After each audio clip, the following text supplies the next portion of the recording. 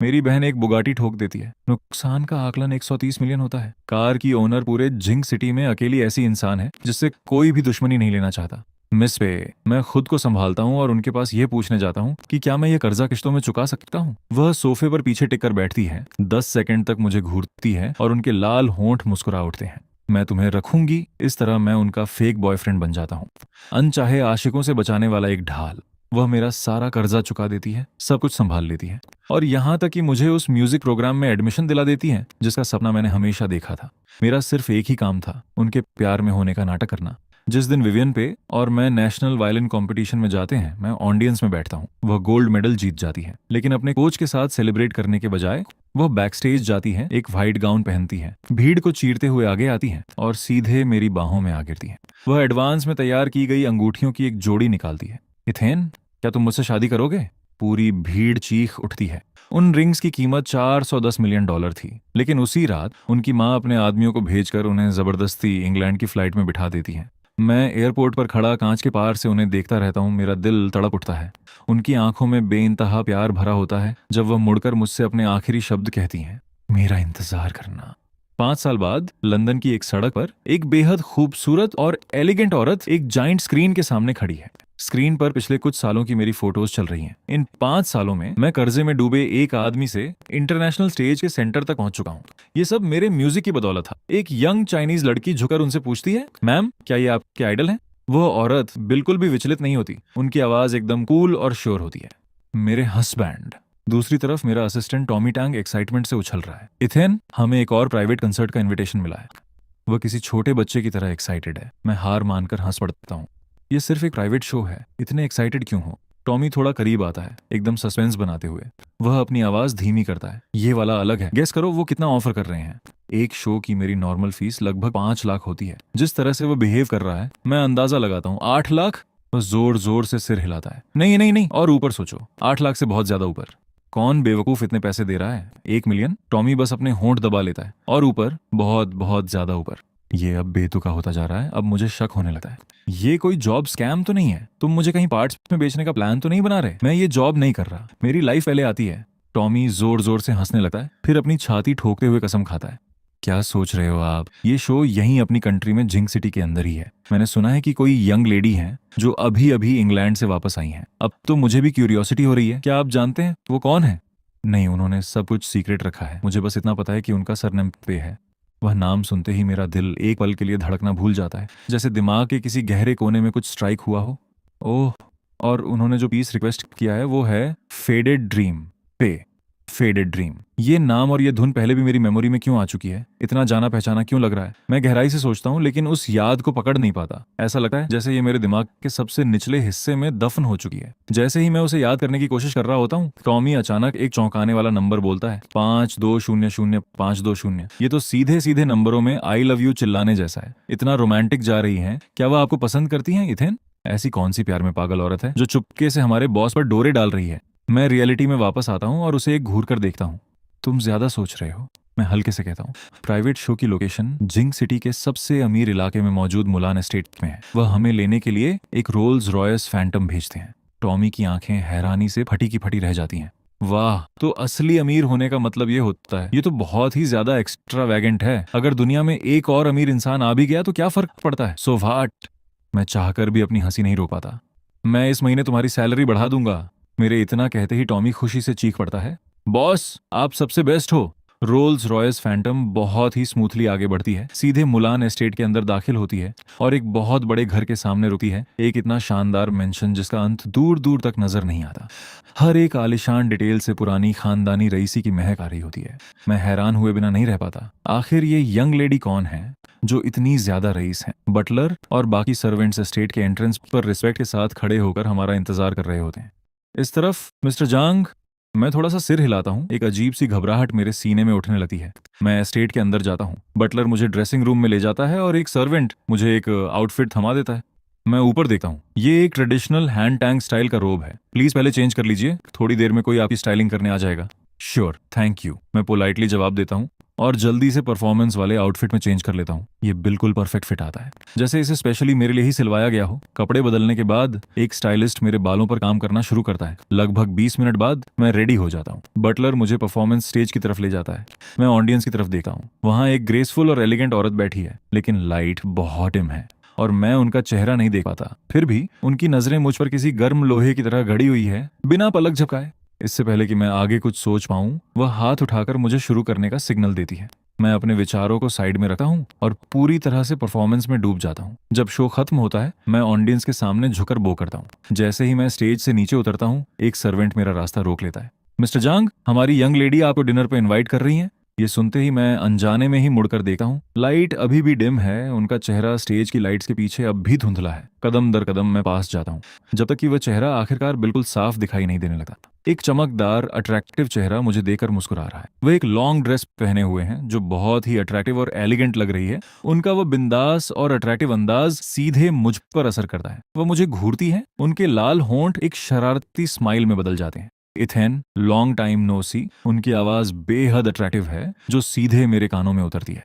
अगले ही पल मैं अपना सीना पकड़ लेता हूँ। मेरे दिल में इतना तेज दर्द होता है जैसे किसी ने उसे कसकर भींच लिया हो।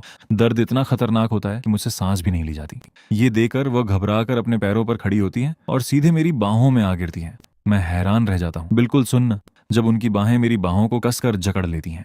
इथेन, वो कहती हैं। उनकी आवाज पानी की तरह सॉफ्ट है। मैं वापस आ गई हूँ, अब मैं कभी छोड़कर नहीं जाऊंगी। मैं उनके इस चेहरे को देखता हूँ जो इतना करीब है, फिर भी मुझे पूरी तरह से उलझन में डाल रहा है। मेरा दिमाग बिल्कुल ब्लैंक हो जाता है। मैं उन्हें पीछे धकेलने की कोशिश करता हूँ। वह थोड़ा हैरान होकर मुझे देखती है। फिर अचानक मेरी खाली अनामिका उंगली, रिंग फिंगर, को देखकर उनकी आंखें फैल जाती हैं। मैं बिना सोचे माथे पर बल डालता हूँ और झुकते हुए पूछता हूँ, क्या हम पहले कभी मिले हैं? एक सेकंड में उनके होठों की मुस्कुराहट गायब हो जाती है। वह बिना पलक झपकाए मुझे घूरती रहती है। उनकी आवाज कांपने लगती है, जैसे उन्हें यकीन ही ना हो रहा हो। इथेन, तुम सच में मुझे भूल गए? मैं अपने दिमाग पर बहुत जोर डालता हूँ, लेकिन ऐसा लगता है जैसे पुरानी यादें पूरी तरह से लॉक हो चुकी हैं। मैं अपना सिर हिलाता हूँ। I am so sorry. आप मुझे बहुत जानी पहचानी लग रही हैं, लेकिन मुझे सच में कुछ याद नहीं आ रहा। कमरे की हवा एकदम ठंडी पड़ जाती है। उनका सारा निखार एक पल में गायब हो जाता है। मैं घबराकर अपनी नजरें हटा लेता हूँ। उनसे आंखें मिलाने की हिम्मत नहीं होती। इस अजीब और भारी माहौल से भागने के लिए मैं जल्दी से पीछे हटता हूँ। मिस पे, क्या आपको किसी और चीज की जरूरत है? अगर नहीं तो मैं जाकर कपड़े चेंज कर लेता हूँ। वो एक पल के लिए झिझकती है, फिर बहुत ही कूल अंदाज में जवाब देती हैं। मैं मुड़ता हूँ और बाहर निकल जाता हूँ। उनकी भारी नजरें अभी भी मेरी पीठ पर टिकी हुई हैं। मैं उनके अंदर की खामोश नाराजगी को भी महसूस कर सकता हूँ। मेरे कदम लड़खड़ाते हैं। मैं जल्दी से माफी मांगता हूँ और वहां से भाग निकलता हूँ। ड्रेसिंग रूम में मैं वापस अपने नॉर्मल कपड़ों में आ जाता हूँ। मेरा दिल काफी देर तक शांत नहीं होता। टॉमी भागकर मेरे पास आता है, एक्साइटमेंट से भरा हुआ। बॉस, क्या आप उन मिस पे को जानते हैं? मेरा हाथ वहीं रुक जाता है। मैं शीशे में अपने खुद के उलझे हुए चेहरे को देखता हूँ, कपड़े चेंज करता हूँ और कहता हूँ, शायद। टॉमी की आंखें तुरंत चमक उठती हैं। वाह, वो बहुत खूबसूरत है, बिल्कुल एक गॉडेस। वैसा चेहरा, वैसी पर्सनैलिटी। वह मेरे कान के पास झुकता है और रहस्यमयी अंदाज में फुसफुसाता है, उनके पास सब कुछ है। बॉस, आपको चांस मारना चाहिए। मैं माथे पर बल लाता हूँ, अपने अंदर उठ रही अजीब सी फीलिंग को दबाता हूँ और उस पर गुस्सा करता हूँ। सुनो अपने आप को, तुम किसी के पीठ पीछे ऐसे जज नहीं कर सकते। मैंने बहुत से लोग देखे हैं, मेरा यकीन करो। हे बॉस, आप ब्लश क्यों कर रहे हो? आप इतनी जल्दी शर्मा जाते हो। आप कभी किसी को डेट कैसे करोगे? मैं हार मानकर अपना सिर हिलाता हूँ। मैं अभी डेटिंग के बारे में नहीं सोच रहा हूँ। तभी कोई चाय लेकर आता है। मिस्टर जांग, आप थक गए होंगे, थोड़ी चाय ले लीजिए। मैं हल्का सा मुस्कुराता हूँ, कप लेता हूँ और एक घूंट भरता हूँ। सर्वेंट आगे कहता है, मिस पे, आप दोनों को घर छोड़ने के लिए गाड़ी भेजेंगी। मैं तुरंत मना कर देता हूँ। मिस पे को तकलीफ देने की जरूरत नहीं है, मेरी फैमिली मुझे लेने आ रही है। मेरे मुंह से ये बात निकली ही थी कि जब मिस्टर जांग की फैमिली आ रही है तो हम गाड़ी नहीं भेजेंगे। एक ठंडी साफ औरत की आवाज अचानक कमरे में गूंजती है। मैं उस तरफ देखता हूँ, विवियन पे अंदर आ चुकी है। मिस्टर जांग की फैमिली कब तक आएगी? मैं आपको बाहर तक छोड़ देती हूँ। मैं होश में आता हूँ और जल्दी से अपना फोन चेक करता हूँ। तभी मेरी माँ का टेक्स्ट आता है। इथेन, मैं मुलान एस्टेट के बाहर हूँ, मेरी फैमिली बाहर आ चुकी है। मैं उनसे पोलाइटली कहता हूँ। वह तुरंत जवाब देती हैं, फिर चलिए, मैं आपको बाहर तक छोड़ देती हूँ। मैं मना करना चाहता हूँ, लेकिन उनके चेहरे के एक्सप्रेशन देखकर मैं अपना सिर हिला देता हूँ। तो फिर थैंक यू मिस पे। जैसे ही मैं मुलान एस्टेट से बाहर कदम रखता हूँ, एक शानदार मोएबा कार नजर आती है। मेरी माँ हेलन सोंग उसके पास खड़ी है। मुझे देखते ही, इथेन, मैं जल्दी से उनके पास जाता हूँ। मॉम, वो मुझे फूलों का एक गुलदस्ता थमाती है। मैं खुशी खुशी उसे ले लेता हूँ। Thanks mom. Mrs Song. Oh Tommy. मेरी माँ की नजर विवियन पर पड़ती है और उनकी वार्म स्माइल तुरंत जम जाती है। ये जरूर मिस पे होंगी। हेलो मिस पे। विवियन की आंखें तुरंत लाल हो जाती हैं। वह अपने इमोशंस को दबाती हैं और मेरी माँ को देखकर हल्का सा सिर हिलाती हैं। उनकी आवाज ठंडी हो जाती है। मुझे कहीं जाना है, मैं निकलती हूँ। उनके शब्द खत्म भी नहीं होते कि वह मुड़ती हैं और जाने लगती हैं। जैसे ही वह मुड़ती है, चुपचाप उनके गालों पर आंसू फिसल जाते हैं। मुलान एस्टेट के एक बेडरूम में विवियन एक आर्म चेयर पर पीछे टिकर बैठी हैं। सुबह की पहली किरण खिड़की से आने तक बिल्कुल खामोश बैठी रहती है। रोशनी उनके बालों पर पड़ती है जो अब पूरी तरह सफेद हो चुके हैं। गहरे दुख और गुस्से से टूटकर विवियन के बाल रातों रात सफेद हो गए हैं। अचानक उनका फोन बजता है और कमरे की खामोशी टूट जाती है। उनकी पलकें कांप उठती हैं। वह फोन उठाने में काफी वक्त लेती है। दूसरी तरफ से क्लेयर जी की आवाज आती है। विवियन। उनकी आवाज में गहरा दुख छिपा होता है। क्या हुआ? ये तो एक खुशी भरा रियूनियन होने वाला था ना, तुम इतनी टूटी हुई क्यों लग रही हो? विवियन एक ठंडी आह भरती है। इथेन की मेमोरी चली गई है, उसे एमनेशिया हो गया है। क्लेयर की सांस थम जाती है। क्या क्या तुम्हें पक्का यकीन है? बुधवार की रात चैरिटी गाला के स्टेज के सेंटर में मैं बांसुरी बजा रहा हूँ। जैसे ही आखिरी धुन खत्म होती है, ऑडियंस की तरफ से तालियों की गड़गड़ाहट गूंज उठती है। मैं बैक स्टेज जाता हूँ और तभी अचानक मेरे सामने एक एलिगेंट और सॉफ्ट पर्सनैलिटी आती है। सिंडी जू, जिसके हाथ में फूलों का एक बड़ा सा बुके है। इथेन, इतनी शानदार परफॉर्मेंस के लिए कांग्रेचुलेशन। Thank you. मैं मुस्कुराता हूँ और बुके ले लेता हूँ, लेकिन तभी एक ठंडी और खतरनाक नजर सीधे मुझ पर आ टिकती है। मैं मुड़कर देखा हूँ तो सामने विवियन खड़ी है। उनसे एक घुटन भरी और डेंजरस वाइब निकल रही है। वह सीधे मेरी तरफ बढ़ती है और 3 शब्द बोलती हैं। मिस्टर जांग, मिस पे। मैं जल्दी से सिर हिलाकर उन्हें रिस्पॉन्ड करता हूँ। उनकी नजरें किसी लेजर की तरह मुझ पर घूमती हैं और फिर सीधे सिंडी के चेहरे पर जाकर अटक जाती हैं। ये तुम्हारी क्या लगती है? मैं थोड़ा कंफ्यूज हो जाता हूँ, लेकिन फिर भी समझाता हूँ, ये मेरी फ्रेंड हैं। ये सुनकर वह हल्का सा हंसती है। उनके होंठों पर एक अजीब सी स्माइल आ जाती है जो मुस्कुराहट और ताने के बीच की लगती है। फ्रेंड। फिर उनकी नजर सिंडी के दिए उस बुके पर जाती है जो मेरे हाथ में है। या फिर गर्लफ्रेंड? वह चिढ़कर पूछती है। मैं बिना सोचे तुरंत क्लेरिफाई करता हूँ, सिर्फ एक फ्रेंड। विवियन बात को टालते हुए हंसती है, फिर अपनी नजरें सिंडी पर टिका देती हैं। ओह, सिर्फ फ्रेंड। ये फूल काफी सुंदर हैं, क्या मैं इन्हें देख सकती हूँ? मैं सिर हिलाता हूँ और बुके उनकी तरफ बढ़ा देता हूँ। जैसे ही मैं बुके छोड़ता हूँ, वह भी उसे छोड़ देती है। वह खूबसूरत बुके धड़ाम से नीचे जमीन पर गिर जाता है। ओह, आई एम सो सॉरी। मेरा वो मतलब नहीं था। माफी मांगते हुए भी उनका पैर जानबूझकर उन फूलों पर पड़ता है। मैं बिल्कुल हैरान रह जाता हूँ। मेरे दिमाग में एक साथ हजारों सवाल कौंधने लगते हैं। फूलों को कुचलने के बाद वह नीचे झुकती हैं, बुके को उठाती हैं और सीधे पास के डस्टबिन में फेंक देती हैं। पूरा एक्शन इतना स्मूथ और जानबूझकर किया गया था। बिना किसी झिझके वह दोबारा मेरी तरफ देखती हैं। उनके चेहरे पर अभी भी वही झूठी और सिंसियर माफी छपी होती है। मैं सच में बहुत सॉरी हूँ मिस्टर जांग, पर मेरा इरादा ऐसा बिल्कुल नहीं था। वह आगे जोड़ती है। मैं बाद में आपके लिए नया बुके खरीद दूंगी। मेरे पास बोलने के लिए शब्द ही नहीं बचते। ये जानबूझकर किया गया नहीं था तो क्या था? उनकी बातों को छोड़ दें तो उनका हर एक मूव साफ चिल्ला रहा था कि ये सब प्लान्ड था। अपनी पूरी लाइफ में मैंने कभी किसी को इतनी बेबाकी और डिठाई से पंगा लेते नहीं देखा था। मिस्टर जांग, इतने चुप क्यों हैं? वह भोलेपन से पूछती हैं। क्या आप मुझसे नाराज हैं? मैं इतना इरिटेट हो जाता हूँ कि मुझे हंसी आने लगती है। मुझसे बस एक सख्त सा जवाब निकलता है, नहीं। मैं सिंडी से माफी मांगने के लिए मुड़ता हूँ, लेकिन जैसे ही अपना मुंह खोलता हूँ, ये बस एक बुके ही तो था। विवियन बीच में ही रुखाई से काट देती है। मुझे यकीन है मिस जू इतनी छोटी सोच की नहीं होंगी। क्यों? सही कहा ना। वो आधे अधूरे तरीके से मुस्कुराती हैं। उनकी आंखों में सिंडी के लिए साफ उकसावा होता है। सिंडी के एक्सप्रेशन सख्त हो जाते हैं, लेकिन वह खुद को संभालती हैं। ये बस एक बुके है, कोई बात नहीं। अगली बार मैं इथेन के लिए कुछ और बेहतर लाऊंगी। विवियन की टोन एकदम तीखी और तंज भरी हो जाती है। ओह, तो गैर जरूरी चीजें अपने आइडल को दी जाती हैं और जरूरी चीजें छुपाकर रखी जाती हैं। सिंडी का चेहरा शर्म से एकदम लाल पड़ जाता है। जैसे ही वे कुछ सफाई देने वाली होती है, टॉमी घबराता हुआ भाग कर आता है। बॉस, जल्दी से चेंज कर लो, गाला शुरू होने वाला है। टॉमी मुझे खींच कर ले जाने लगता है। मैं अनजाने में ही पीछे मुड़कर देखता हूँ। विवियन भी हमारे पीछे आने की तैयारी कर रही हैं, लेकिन जाने से पहले वह सिंडी को एक आखिरी चैलेंजिंग लुक देती है। सिंडी की आंखें तुरंत ठंडी पड़ जाती हैं। उनके लाल होंठ आपस में भींच जाते हैं। गाला खत्म होता है। मैं कार में बैठा हूँ। मेरी उंगलियों में अभी भी बांसुरी बजाने का टच महसूस हो रहा है, लेकिन मेरे दिमाग में सिर्फ वो कुचला हुआ बुके घूम रहा है। मैं फ्रस्ट्रेशन में अपनी टाई ढीली करता हूँ। पैसेंजर सीट पर बैठा टॉमी पूरे रास्ते चुके से मुझे ही घूरे जा रहा है। मैं अपने सिर को दबाता हूँ। जो भी दिमाग में चल रहा है बोल दो। वह मुस्कुराता है और थोड़ा करीब झुकता है। बॉस, आज तो सच में मेरी आंखें खुल गईं। मिस वे की एक्टिंग का लेवल ही अलग है। फूलों की पंखुड़ियों को कुचलते वक्त भी ऐसा लग रहा था जैसे रैंप वॉक कर रही हो। बैकस्टेज इतने सारे लोग थे, पर किसी की हिम्मत नहीं हुई कि उनके सामने एक शब्द भी बोल दे। मैं उसे देखता हूँ। लगता है तुम उनकी काफी तारीफ कर रहे हो। तारीफ बहुत बड़ा वर्ड है। बात बस इतनी है बॉस, जिस तरह से मिस पे आपको देखती है वो बहुत ही अजीब लगता है। जब से मैं विवियन से मिला हूँ मुझे एक अजीब सा जाना पहचानापन महसूस हो रहा है। मुझे पूरा यकीन है कि मेरी यादों में इस औरत की कोई जगह नहीं है। तो फिर ऐसा क्यों लगता है जैसे वो मुझे इतनी गहराई से जानती है? टॉमी और मैं अपार्टमेंट वापस पहुंचते हैं। रात काफी बीत चुकी है। मैं अपना सूट जैकेट उतारता हूँ और सोफे पर फेंक देता हूँ। जैसे ही मैं शॉवर लेने जाने वाला होता हूँ टॉमी का फोन जोर जोर से बजने लगता है। वह फोन उठाता है और कुछ ही सेकंड्स में उसके चेहरे का रंग पूरी तरह उड़ जाता है। वह फोन काटता है जैसे उसकी सारी ताकत खत्म हो गई हो।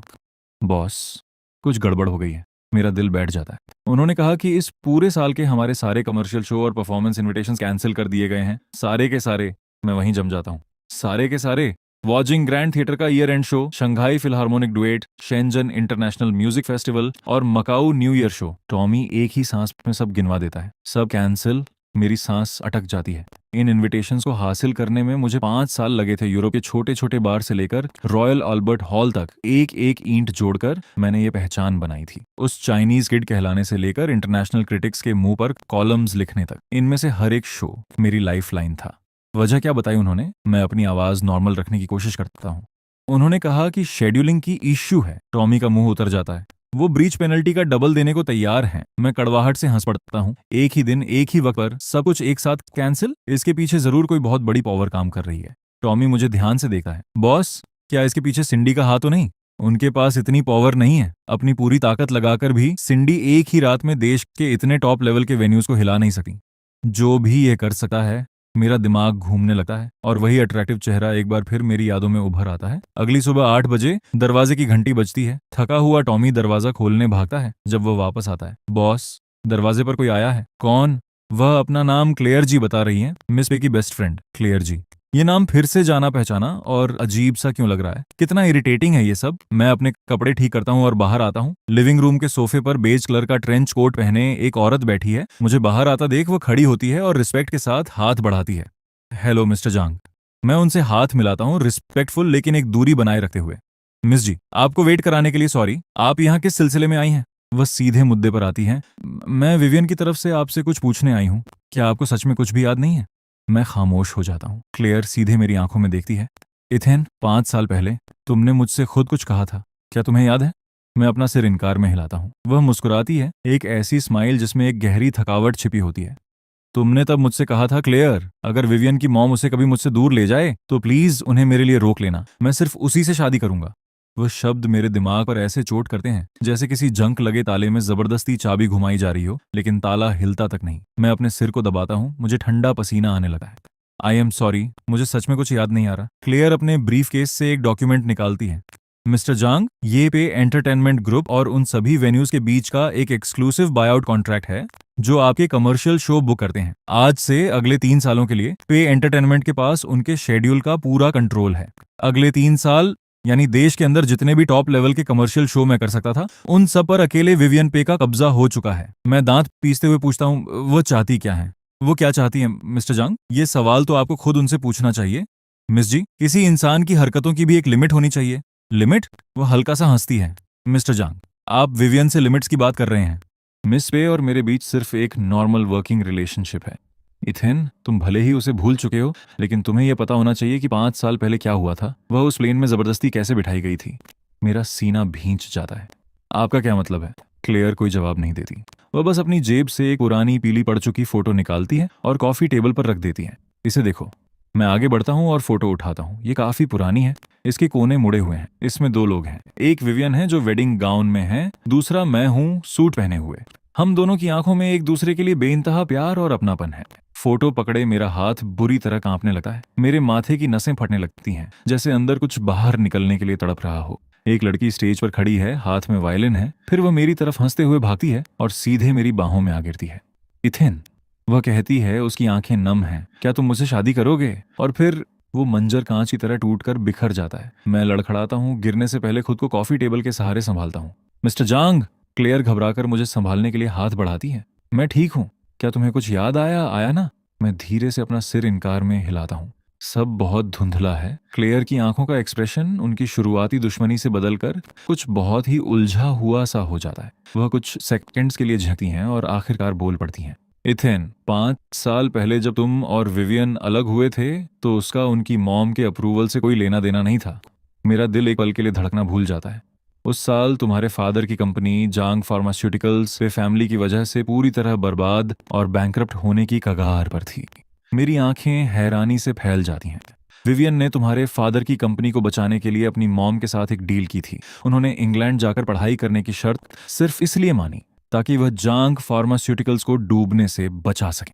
मेरा खून तुरंत ठंडा पड़ जाता है। वह धीरे से हंसती है। मिस्टर जांग, आपके करियर में आई किस्मत की हर एक चमक, वो अचानक मिलने वाले प्रमोशंस, उन सब के पीछे आपको सपोर्ट करने वाली विवियन ही थी। लिविंग रूम में सन्नाटा छा जाता है। बस मेरे दिल की धड़कनें जोर जोर से गूंज रही हैं। मेरी उंगलियां कसकर भींच जाती हैं। 5 सालों तक मुझे लगता रहा कि अचानक मिलने वाले वो बेहिसाब इनविटेशंस बस मेरी किस्मत है। पर सच तो ये था कि मेरी नजरों से दूर कोई मेरे लिए कामयाबी का पूरा गोल्ड रोड तैयार कर रहा था। और जब वो 5 साल बाद वापस आई तो मैंने उनके चेहरे में देखते हुए पूछा, क्या हम पहले कभी मिले हैं? क्लेयर एक ठंडी आह भरती है। मुझे शायद तुम्हें यह सब नहीं बताना चाहिए था। मेरी आवाज़ भारी हो जाती है, आंखें नम हो जाती हैं जब मैं उनकी तरफ देखता हूँ। फिर आपने क्यों बताया? वह खिड़की की तरफ इशारा करती है। क्योंकि वह कल रात बिल्कुल भी नहीं सोई। उनके ज्यादातर बाल सफ़ेद हो चुके हैं। मैं झटके से ऊपर देखता हूँ। इथेन, मैंने अपनी पूरी लाइफ में किसी एक इंसान के लिए रातों रात किसी के बाल सफ़ेद होते नहीं देखे, लेकिन विवियन के हो गए। बाहर पूरी तरह से धूप निकल आती है, लेकिन मुझे लगता है जैसे मैं किसी अंतहीन अंधेरे में डूबता जा रहा हूँ।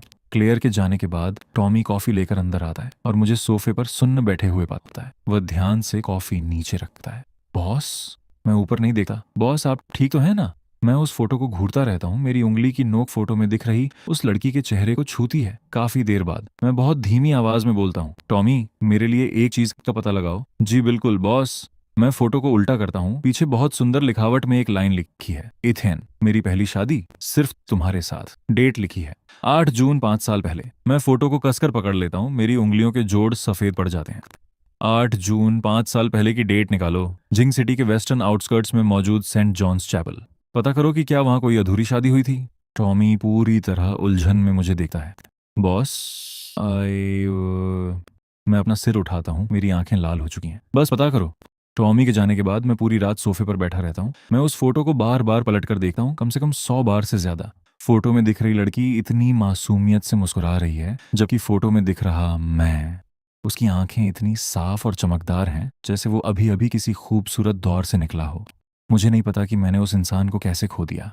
मुझे यह भी नहीं पता कि मैंने उसे खुद से दूर कैसे जाने दिया। सुबह के 6 बजे टॉमी अचानक अपार्टमेंट के अंदर आता है। वह दरवाजा खटखटाने के बजाय स्पेयर की कार यूज करता है। वो तेजी से अंदर आता है। बाल बिखरे हुए हैं, आंखों के नीचे काले घेरे पड़े हुए हैं। बॉस? वह डॉक्यूमेंट्स का एक बंडल कॉफी टेबल पर जोर से पटकता है। मैं झटके से खड़ा हो जाता हूँ। तुम्हें कुछ मिला? मिल गया बॉस, खुद को संभालिए। मैं सबसे ऊपर वाला पेपर उठाता हूँ। यह जिंग सिटी के वेस्टर्न आउटस्कर्ट्स में मौजूद सेंट जॉन्स चैपल का एक रजिस्ट्रेशन रिकॉर्ड है। 5 साल पहले 8 जून दोपहर 3 बजे की एक फोटोकॉपी फाइल। दूल्हा और दुल्हन इथेन जांग, विवियन पे। विटनेस वाले सेक्शन में 2 नाम लिखे हैं, एक क्लेयर जी, दूसरा मेरे फादर रिचर्ड जांग। मेरी उंगलियां बुरी तरह कांपने लगती हैं। बॉस, अभी और भी है। टॉमी एक और पेपर निकालता है। ये उस दिन का पेमेंट रिकॉर्ड है। हर ट्रांजैक्शन पर आपके फादर के पर्सनल सिग्नेचर हैं। मैं वापस सोफे पर गिर सा जाता हूँ। तो वो शादी सिर्फ सच में हुई ही नहीं थी, मेरे फादर ने खुद उस पूरे फंक्शन को अरेंज किया था। पूरे 5 सालों से मेरी पूरी फैमिली अकेले मुझसे झूठ बोल रही थी। बॉस? टॉमी अपनी आवाज धीमी करता है। मैं उसकी तरफ देखता हूँ। एक बात और है। वह घूंट भरता है। कल रात मैंने सेंट जॉन्स के पुराने गेट कीपर को ड्रिंक्स पर बुलाया था। उसने बताया कि उस शादी के बीच में कुछ बहुत बड़ा हादसा हुआ था। क्या हुआ था? रिंग एक्सचेंज के दौरान दूल्हा और दुल्हन दोनों सीढ़ियों से नीचे गिर गए थे। दुल्हन वहीं बेहोश हो गई थी और आप भी बेहोश हो गए थे। लेकिन खुशनसीबी से जैसे ही वो हादसा हुआ, दुल्हन ने आपको अपनी बॉडी से कवर कर लिया था। आपको सिर्फ खरोंचें आई थीं। टॉमी रुकता है और उसके बाद चीजें और ज्यादा बिगड़ गईं। मैं अपनी आंखें बंद कर लेता हूँ। मेरी आंख एक कोने से एक गर्म आंसू बह निकलता है। अब मुझ में आगे कुछ भी सुनने की हिम्मत नहीं बची है। मेरे दिमाग में बस उनकी वही आवाज गूंज रही है, इथेन, तुम सच में मुझे भूल गए। मैं पे एंटरटेनमेंट के हेडक्वार्टर के बाहर खड़ा हूँ, हाथ में एक गरम अमेरिकानो पकड़े हुए। ये बात टॉमी ने मेरे लिए पता लगाई थी। विवियन हर दिन दोपहर 3 बजे सामने वाले कैफे से अमेरिकानो खरीदने नीचे आती है। बिना शुगर, बिना क्रीम वाली इतनी कड़वी कि पीते ही मुंह बन जाए। क्लेयर ने मुझे बताया था कि इंग्लैंड में उन्हें ये आदत पड़ी थी। 5 सालों से उन्होंने इस आदत को बिना बदले बनाए रखा है। 5 साल पुरानी एक आदत, और मुझे यह भी याद नहीं था कि उन्हें पीने में क्या पसंद है। ठीक 3 बजे घूमने वाला कांच का दरवाजा घूमता है और वह बाहर निकलती है। नजरें अपने फोन पर हैं। वह सीधे मेरे पास से गुजर जाती हैं। उनकी नजर मुझ पर एक पल के लिए भी नहीं पड़ती जब तक कि मैं आवाज नहीं देता, विवियन। वह रुकती हैं, पीछे मुड़ती हैं। कोई प्रॉब्लम है? 2 शब्द, एकदम तीखे और साफ, जो हवा को किसी ब्लेड की तरह काटते हुए निकलते हैं। जो बातें मैंने तैयार की थीं वो मेरे गले में ही अटक जाती हैं। मैं तुमसे बात करना चाहता हूँ। वह अपनी घड़ी देखती है। किस बारे में? मेरे पास 15 मिनट है। मैं 1 सेकंड के लिए हिचकिचाता हूँ, फिर कॉफी आगे बढ़ाता हूँ। मैंने सुना तुम्हें अमेरिकानो पसंद है। मैं बस रास्ते से गुजर रहा था तो ले आया। वह उसे देखती हैं लेकिन लेती नहीं है। इथेन, तुम्हें ये सब करने की जरूरत नहीं है। मेरा वो मतलब नहीं था। मैं बस माफी मांगना चाहता हूँ। वह मेरी बात बीच में ही काट देती है। उनकी टोन बिल्कुल वैसी है जैसे कोई रिपोर्ट पढ़ रहा हो। तुम पहले ही माफी मांग चुके हो, क्लेयर ने मुझे बताया। तुमने सॉरी कहा था और मुझे वो मिल गया। क्या इतना काफी नहीं है? मैं वहां खड़ा रहता हूँ, हाथ में अब भी कॉफी पकड़े हुए। मुझे अचानक एहसास होता है कि मैं कितना बेवकूफ लग रहा हूँगा। सही कहा, मैं माफी तो मांग ही चुका हूँ, पर फिर उसके बाद क्या? मैं अपनी भारी आवाज में बोलता हूँ। उस वक्त मुझे सच में तुम्हारे बारे में, उस शादी के बारे में, किसी भी चीज के बारे में कुछ याद नहीं आ रहा था। मेरा इरादा ऐसा नहीं था। मैं बस, मुझे पता है। क्लेयर ने मुझे सब बता दिया। Amnesia, selective memory loss, trauma, medical science के पास इन सब का रीजन है। सब कुछ लॉजिकल लगा है। तो तुम क्या चाहते हो? मैं ये मान लूं कि पिछले 5 साल कभी हुए ही नहीं, सिर्फ इसलिए क्योंकि तुम कहते हो कि तुम्हें कुछ याद नहीं? मेरा वो मतलब बिल्कुल नहीं है। तो फिर तुम्हारा क्या मतलब है? मैं उनकी आंखों में देखता हूं लेकिन मुंह से एक भी शब्द नहीं निकलता। मैं बस खामोशी से उन्हें देखता रहता हूं। वह एक लंबी सांस लेती है। एथेन, मैं तुमसे नफरत नहीं करती। किसी से नफरत करना बहुत थका देने वाला काम है। मेरे पास उतनी एनर्जी नहीं है। मुझे बस ये समझ नहीं आ रहा कि तुम्हारा सामना कैसे करूं। इसलिए तुम्हें मेरे पास आने की जरूरत नहीं है। हम में से किसी पर एक दूसरे का कोई एहसान या उधार नहीं है। अपनी बात खत्म करके वह जाने के लिए मुड़ती है। 2 कदम चलने के बाद वह रुकती हैं और बिना पीछे मुड़े कहती हैं, एक बात और, मैं अमेरिकानो नहीं पीती। मैं विवियन को दूर जाते हुए देखता हूँ और कॉफी को डस्टबिन में फेंक देता हूँ। उस रात मुझे नींद नहीं आती। बिस्तर पर लेटे हुए मेरे दिमाग में बस उनकी आंखों का वो ठंडा, अजनबीपन भरा लुक घूम रहा है। उन्होंने कहा कि वह मुझसे नफरत नहीं करती, लेकिन उन्होंने मुझे माफ भी नहीं किया है। उनके लिए मैं अब ऐसा इंसान बन चुका हूँ जिससे बात करने की भी जरूरत नहीं है। मैं अपना फोन उठाता हूँ और टॉमी का कांटेक्ट निकालता हूँ। हाल ही का उनका पूरा शेड्यूल निकालो। 5 मिनट बाद टॉमी एक क्वेश्चन मार्क भेजता है। बॉस, आपने ही तो कहा था कि उन्हें परेशान नहीं करना है। मैं झेंपते हुए अपना गला साफ करता हूँ। मैंने अपना माइंड चेंज कर लिया है। तुम कर रहे हो या नहीं? मैं कर रहा हूँ, कर रहा हूँ। आप बॉस हो, जैसा आप कहो। अगली सुबह टॉमी सीधे मेरे फोन पर एक रिपोर्ट भेजता है। ये विवियन का हफ्ते भर का शेड्यूल है। मैं उसे ध्यान से देखता हूँ। मेरी उंगली स्क्रीन पर रुक जाती है। थर्सडे, अनाथालय। आज थर्सडे है। मैं खुद को सोचने का मौका दिए बिना सीधे अनाथालय के लिए निकल जाता हूँ। वहां पहुंचकर मैं कार में बैठा दूर से उन्हें बच्चों के साथ खेलते हुए देखता हूँ। वह नीचे बैठकर दो छोटी वाली एक छोटी लड़की के साथ ब्लॉक्स बना रही हैं। जिस तरह से वह हंसती हैं, वो हंसी मेरी धुंधली यादों के एक हिस्से से मैच कर जाती है। मुझे वो हंसी याद है, सच में याद है। मेरा दिल अचानक तेजी से धड़कने लगता है। मैं कार से बाहर नहीं निकलता, बस दूर से चुपचाप देखता रहता हूँ। जब वो बच्चों के साथ खेलती हैं, उनके साथ केक शेयर करती हैं, वो दिल खोलकर हंस रही है। बिल्कुल वैसी नहीं दिख रही जैसी कल मैं उनके ऑफिस के बाहर मिला था। तो वो दूसरों के सामने हंसती तो हैं। जब तक उनकी कार अनाथालय से निकल नहीं जाती, मैं अपना इंजन स्टार्ट नहीं करता और उनके पीछे चलने लगता हूँ। विवियन घर नहीं जाती। इसके बजाय वो शहर के बाहरी इलाके में एक जगह जाती है। मैं उनकी कार का पीछा करता हूँ जो एक पुराने मोहल्ले में जाकर रुकी है। वह एक वायलिन की दुकान में जाती है। मैं कार में बैठकर 40 मिनट तक वेट करता हूँ। जब वह बाहर आती हैं तो उनके हाथ में एक लंबा पतला केस होता है। ये एक वायलिन केस है। वह इसे बहुत संभाल कर पैसेंजर सीट पर रखती है। जैसे ही वह इसे रखने के लिए झुकती है, उनकी नजर सड़क के पार खड़ी मेरी कार पर पड़ती है। सड़क के बीच की दूरी से हमारी आंखें मिलती हैं। वह एक सेकंड के लिए जम जाती हैं, फिर सीधी खड़ी होती हैं। मुझे ऐसे देखती हैं जैसे समझने की कोशिश कर रही हूँ कि मैं आखिर चाहता क्या हूँ। मैं कार से बाहर निकलता हूँ और उनके पास जाता हूँ। तुम्हारे वायलिन को क्या हुआ? वह मेरी तरफ देखती है। ये बहुत पुराना है। इसके ऊपर थोड़े से क्रैक्स आ गए थे। इसका पैनल थोड़ा ढीला हो गया था। मास्टर जाओ ने इसे वापस चिपका दिया और साथ ही स्ट्रिंग्स का नया सेट भी लगा दिया। वो बिल्कुल नॉर्मल आवाज में बात करती हैं, जैसे किसी आम फ्रेंड से चैट कर रही हूँ, लेकिन केस को पकड़े हुए उनका हाथ थोड़ा कस जाता है। मैं उस छोटी सी डिटेल को नोटिस कर लेता हूँ। क्या मैं देख सकता हूँ? वह 1 सेकंड के लिए झंकती है, फिर केस मेरी तरफ बढ़ा देती है। मैं इसे खोलता हूँ और घुमाता हूँ। अंदर एक लिखावट खुदी हुई मिलती है। मेरी उंगलियां वहीं जम जाती हैं। वीपी, विवियन पे के इनिशियल्स। मैं उनकी तरफ देखता हूँ। तुम्हारे पहले लिसनर ने तुम्हें यह दिया था। तुमने इसे खुद कुरेदा था। मैं वापस उस लिखावट को देखा हूँ। मैंने इसे उकेरा था, मुझे याद नहीं था, पर अब मुझे याद आ रहा है। वह आगे बढ़ती हैं, केस वापस लेती हैं, उसे पैसेंजर सीट पर रखती हैं, दरवाज़ा बंद करती हैं, मुड़ती हैं और मुझसे पूछती हैं, तुम मेरा पीछा क्यों कर रहे हो? मैं अपने होंठ भींच लेता हूँ। मुझे नहीं पता, मैं बस तुम्हें देखना चाहता था। वह कहती हैं, कुछ भी। एक हल्की हवा उनके बालों को थोड़ा बिखेर देती है। वह अपना हाथ उठाकर बालों को कान के पीछे करती है। तुमने मुझे देख लिया, अब क्या? मैं रुकता हूँ। क्या तुम कल अनाथालय जाओगी? वो मुझे देखती है, उनकी आंखों में कुछ ऐसा है जिसे पढ़ा नहीं जा सकता। हाँ, तो मैं भी कल आऊंगा। वो कोई जवाब नहीं देती हैं, लेकिन मना भी नहीं करती। वो कार का दरवाजा खोलती हैं और अंदर बैठ जाती हैं। कार का कांच आधा नीचे होता है और अंदर से उनकी आवाज आती है, इथेन, तुम्हें इस तरह से भरपाई करने की जरूरत नहीं है। मुझे तुम्हारी हमदर्दी या दया नहीं चाहिए, ये कोई दया नहीं है, मैं बस आना चाहता हूँ। वह आगे कुछ नहीं कहती। कार धीरे धीरे सड़क से आगे निकल जाती है। मैं वहीं खड़ा होकर देखता रहता हूँ जब तक कि उनकी कार की रेड लाइट्स मोड पर गायब नहीं हो जाती। मेरी जेब में फोन वाइब्रेट होता है। उनकी तरफ से एक टेक्स्ट आया है, कल 10 बजे। मैं उन शब्दों को घूरता हूँ, सड़क पर खड़े होकर मुस्कुरा देता हूँ। मैं फोन वापस जेब में रखकर घर जाने ही वाला होता हूँ कि वो फिर से बज उठता है। टॉमी का कॉल है। बॉस, एक बात है जो मुझे लगता है मुझे आपको बतानी चाहिए। सिंडी आज दोपहर किसी से मिली थी। टॉमी अपनी आवाज धीमी करता है। ईस्ट थर्ड रिंग रोड के एक प्राइवेट क्लब में। मैंने किसी से पता करवाया था, वे जिससे मिली है उसका सरनेम PEI है, नाम है जेसन पे। जेसन पे, एक ऐसा नाम जो मैंने पहले कभी नहीं सुना। वो कौन है? टॉमी रुका है। पे फैमिली की सीनियर ब्रांच का बड़ा बेटा। फैमिली रिलेशन के हिसाब से वो विवियन का कजिन है। विवियन का कजिन? उसका सिंडी से क्या काम? पक्का नहीं पता, लेकिन मैंने बातों बातों में पुरानी हिस्ट्री भी निकाली है। 5 साल पहले जब विवियन की मॉम पावर में थी तो उन्होंने जेसन के फादर को बोर्ड से बाहर फेंक दिया था। तब से दोनों खानदानों के रिश्ते ठीक नहीं है। सीधे शब्दों में कहें तो पुरानी दुश्मनी है। मैं फोन को कसकर पकड़ लेता हूँ, दिमाग तेजी से दौड़ने लगता है। सिंडी और विवियन के कजिन का एक साथ मिलना।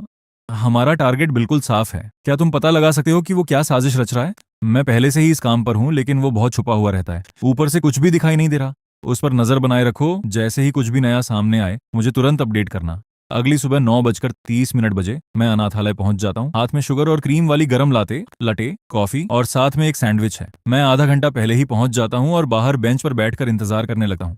9:50 पर एक सफेद पोर्श आकर रुकी है। वे आज पिंक कलर का कोट पहने हुए हैं, बालों की ऊंची पोनीटेल बनाई है और कानों में सिल्वर ईयररिंग्स हैं। वो कार से बाहर निकलती है, मेरे हाथ में कॉफी और पेपर बैग देती है। आज आपके लिए सैंडविच भी लाया हूँ, सोचा आपको भूख लगी होगी। वो कॉफी और सैंडविच ले लेती है।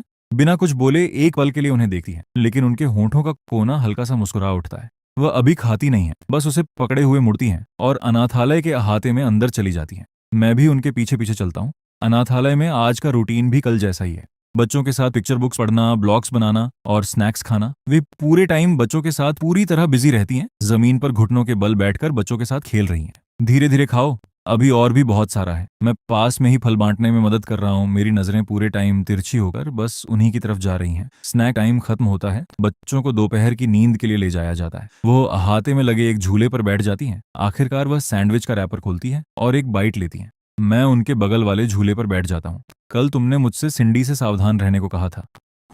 तुम मुझ पर भरोसा नहीं करती? मैं बात को आगे बढ़ाता हूँ। तो फिर तुम्हारे कजिन के बारे में क्या ख्याल है? बाइट लेते ही उनका हाथ वहीं रुक जाता है। कई सेकंड बीत जाते हैं, जिसके बाद वह धीरे से सैंडविच निगलती है। वो मेरी तरफ नहीं देखती। उनकी आवाज अननेचुरल तरीके से एकदम शांत है। तुमने उसके बारे में छानबीन की? मैंने खुद कोई छानबीन नहीं की। किसी ने उसे सिंडी से मिलते हुए देखा था।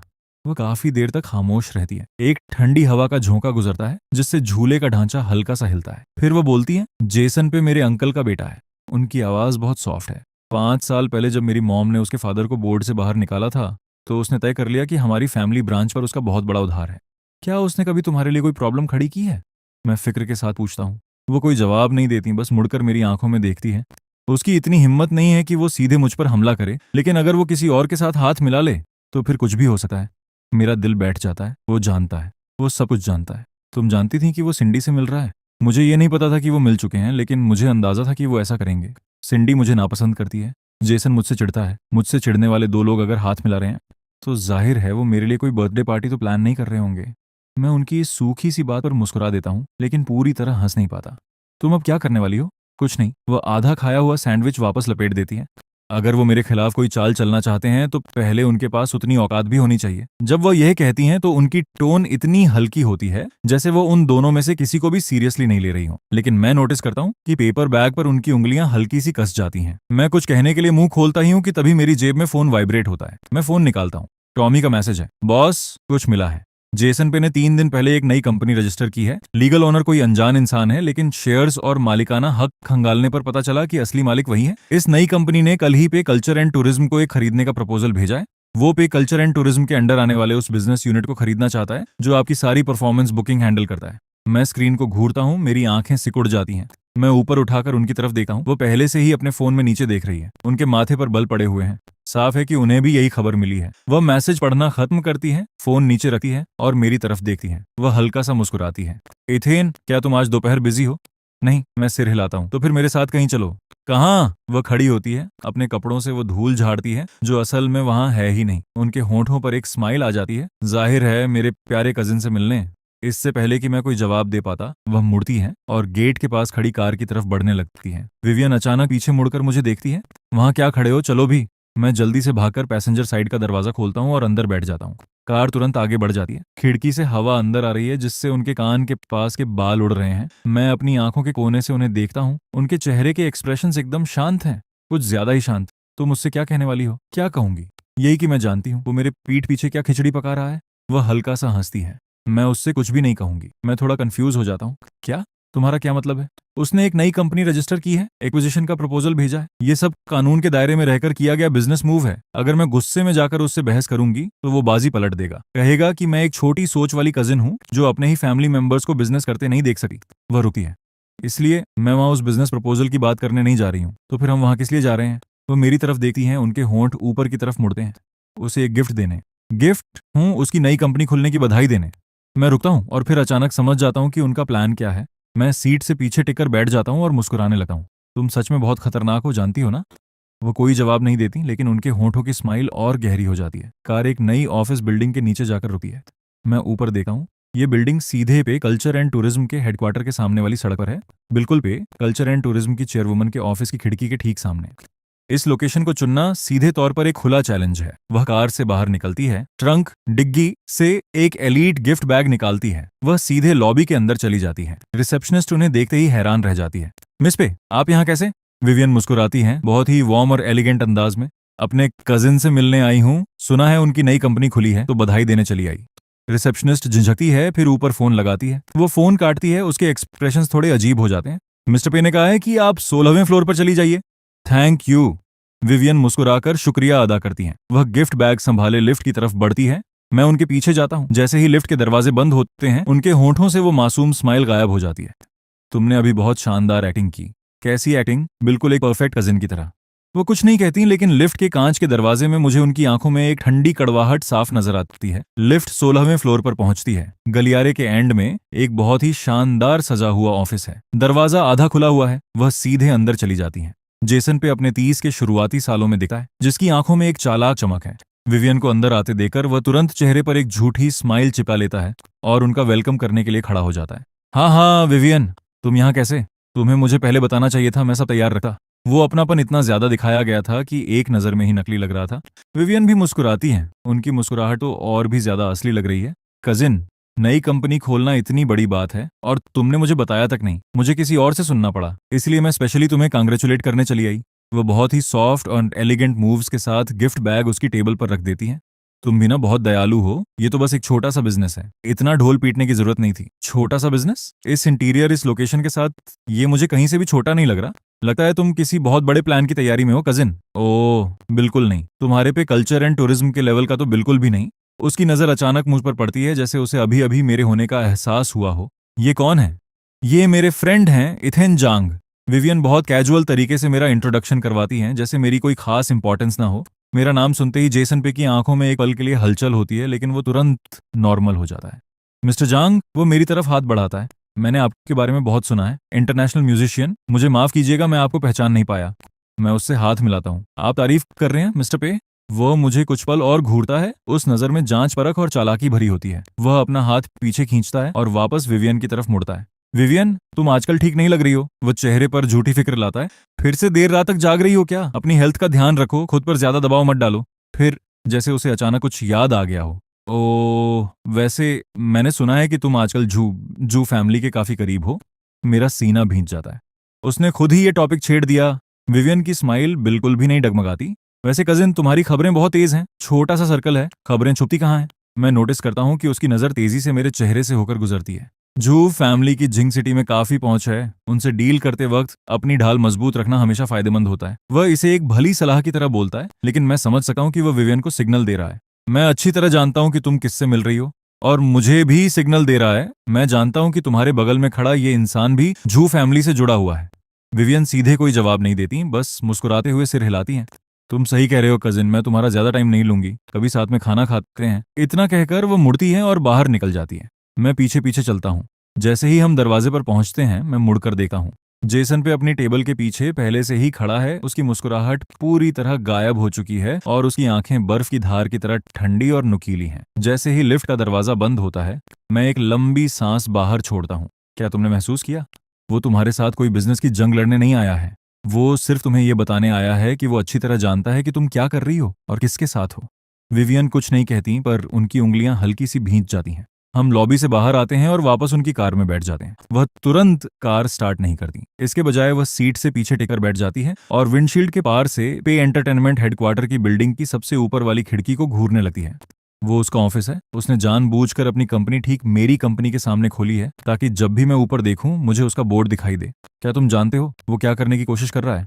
वो एक पल के लिए रुकती है, फिर कुछ ऐसा कहती है जिससे मेरी रीढ़ में ठंडक दौड़ जाती है। वो वही दोहराना चाहता है जो मेरी मॉम ने उसके फादर के साथ किया था, उन्हें बोर्ड से बाहर फेंकना। फर्क सिर्फ इतना है कि इस बार बाहर फेंके जाने वाली मैं हूं। कार में कुछ सेकंड्स के लिए खामोशी छा जाती है। मैं आखिरकार पूछता हूँ, तो फिर तुम क्या करने वाली हो? वह मुड़ती हैं, मुझे देखती हैं और हल्का सा मुस्कुराती हैं। फिर कार स्टार्ट कर देती हैं। मैं पैसेंजर सीट पर पीछे टिकर बैठ जाता हूँ और अपनी आंख के कोने से उनके शांत चेहरे को देखता हूँ। ये औरत मेरी उम्मीद से भी कहीं ज्यादा कॉम्प्लिकेटेड है। उन्हें मेरी हिफाजत की जरूरत नहीं है। उन्हें बस अपने बगल में एक ऐसा इंसान चाहिए जो उनके कदम बढ़ाते वक्त उन्हें पीछे न खींचे।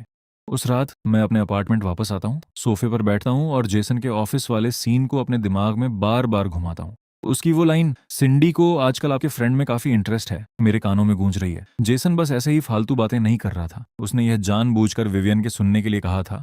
वो उन्हें बता रहा था, मैं अच्छी तरह जानता हूँ कि तुम्हारे आसपास कौन है, और मैं यह भी जानता हूँ कि कौन तुम्हारे खिलाफ कदम उठाना चाहता है। मैं अपना फोन उठाता हूँ और टॉमी को मैसेज करता हूँ, मेरे लिए एक चीज पता लगाओ, सिंडी और जेसन पे एक दूसरे को कैसे जानते हैं, वो पहली बार कब मिले थे और क्या किसी ने उनका इंट्रोडक्शन करवाया था। कुछ मिनटों बाद टॉमी जवाब देता है, समझ गया। ओ और बॉस, जब आप आज दोपहर बाहर थे तो मैं बताना भूल गया था, किसी ने अपार्टमेंट पर एक पैकेज डिलीवर किया है। भेजने वाले का नाम मिस जू लिखा है। मैं स्क्रीन को घूरता हूँ, मेरी आंखें सिकुड़ जाती हैं। सिंडी मेरा घर का एड्रेस जानती है। इससे पहले कि मैं कोई जवाब दे पाता, एक दूसरा मैसेज आ जाता है। मैंने पैकेज नहीं खोला है, वो आपके दरवाजे के पास शूज कैबिनेट के नीचे रखा है। मैं उठता हूँ और दरवाजे के पास जाता हूँ। यकीनन शूज कैबिनेट के नीचे एक छोटा सा बॉक्स रखा है। मैं नीचे झुका हूँ और उसे खोलता हूँ। अंदर एक ब्लैक वेलवेट का बॉक्स है। मैं ढक्कन उठाता हूँ। अंदर कफलिंग्स की एक जोड़ी रखी है। नीचे एक कार्ड दबा हुआ है। उस रात फूल खराब हो गए थे। उस नुकसान की भरपाई के लिए कफलिंग्स की ये जोड़ी भेज रही हूँ। उम्मीद है अगली बार जब हम मिलेंगे तो आप इन्हें पहने हुए होंगे। सिंडी जू। मैं काफी देर तक उस कार्ड को घूरता रहता हूँ। वो मुझे कफलिंग्स भेज रही है, जबकि जेसन सीधे विवियन के सामने उसका नाम उछाल रहा है। ये दोनों, एक खुलकर काम कर रहा है और एक पर्दे के पीछे से, जैसे दोनों मिलकर कोई एक ही गेम खेल रहे हों। और इस बाजी के प्यादे सिर्फ मैं और विवियन नहीं है। मैं बॉक्स बंद करता हूँ, उसे कॉफी टेबल पर रखा हूँ और टॉमी को रिप्लाई करता हूँ, पैकेज मिल गया। जेसन पे की छानबीन जारी रखो, जितनी ज्यादा डिटेल्स मिले उतना बेहतर है। मैं फोन नीचे रखा हूँ, सोफे पर पीछे टिका हूँ और अपनी आंखें बंद कर लेता हूँ। अगली सुबह मैं 40 मिनट पहले ही अनाथालय पहुंच जाता हूँ। हाथ में पहले की तरह ही हॉट लाते और सैंडविच है। लेकिन आज मैं एक काम और करता हूँ। मैंने टॉमी से कहकर रातों रात जेसन पे की एक पूरी डिटेल फाइल तैयार करवाई थी, जिसे प्रिंट कराकर एक लिफाफे में सील कर दिया था। जैसे ही वो कार रोकती हैं, उनकी नजर मेरे हाथ के लिफाफे पर पड़ती है। वह अपनी भौहें उठाती हैं। ये क्या है? तुम्हारे कजिन का बायोडाटा।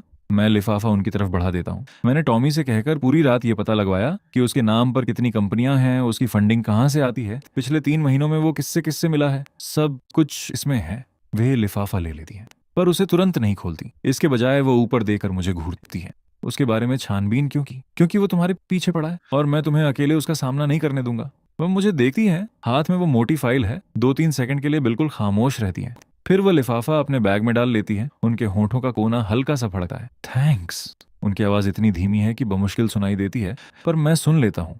अनाथालय में वो दिन जब वो बच्चों के साथ खेलती हैं तो वो पहले से थोड़ी ज्यादा रिलैक्स्ड लगती हैं। मैं पास ही बेंच पर बैठ जाता हूँ और अपना सैंडविच खोलकर खाने लगा हूँ। झूला धीरे धीरे झूल रहा है। पतों के बीच से धूप छनकर नीचे आ रही है। हवा में धूप और कुकीज की खुशबू घुली हुई है। मैं उन्हें नीचे घुटनों के बल बैठे देखता हूँ। वह बहुत सब्र के साथ एक छोटी सी लड़की को पजल जोड़ना सिखा रही है। हर मूवमेंट के साथ उनकी पोनीटेल हिल रही है।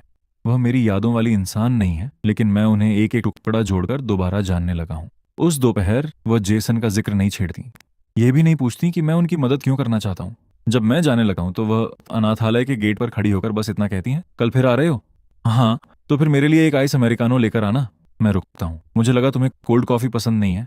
वे अपना सिर थोड़ा तिरछा करती है। उनकी आंखों में एक हल्की सी शरारत होती है। क्या तुमने ही नहीं कहा था कि तुम धीरे धीरे मेरी आदतें सीख जाओगे? इतना कहकर वह मुड़ती है और अपनी कार में बैठ जाती है। मैं गेट पर खड़ा होकर कुछ सेकंड्स तक मुस्कुराता रहता हूँ। फिर फोन निकालकर उन्हें मैसेज करता हूँ, कल आइस वाली ही लाऊंगा। वह कोई रिप्लाई नहीं करती, लेकिन मैं देखता हूँ कि उनकी सफेद पोर्श मोड़ पर एक पल के लिए रुकती है, फिर मुड़कर ओझल हो जाती है। कांच के पार से मैं हल्का सा देख पाता हूँ कि उनका सिर नीचे झुका हुआ है और वह अपना फोन देख रही हैं। उस दिन अनाथालय से लौटने के बाद मैं अपने अपार्टमेंट में बैठकर जेसन की फाइल को बार बार पूरे 3 बार पढ़ता हूँ। टॉमी का काम बहुत बारीक है। कंपनी के रजिस्ट्रेशन डिटेल्स और पैसों के लेन देन के अलावा उसने पिछले 3 महीनों की जेसन की सोशल एक्टिविटी भी शामिल की है।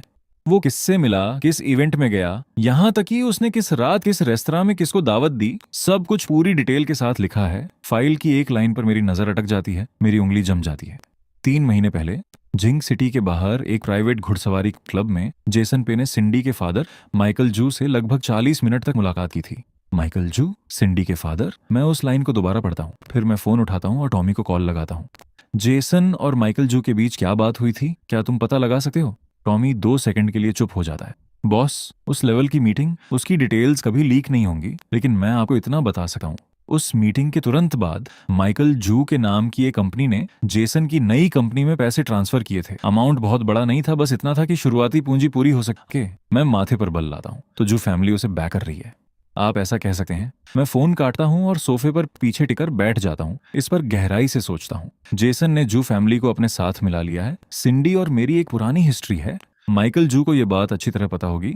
अगर वो जेसन को पैसा देने के लिए तैयार है तो यह सिर्फ अपनी बेटी की जिद को पूरा करने के लिए नहीं है।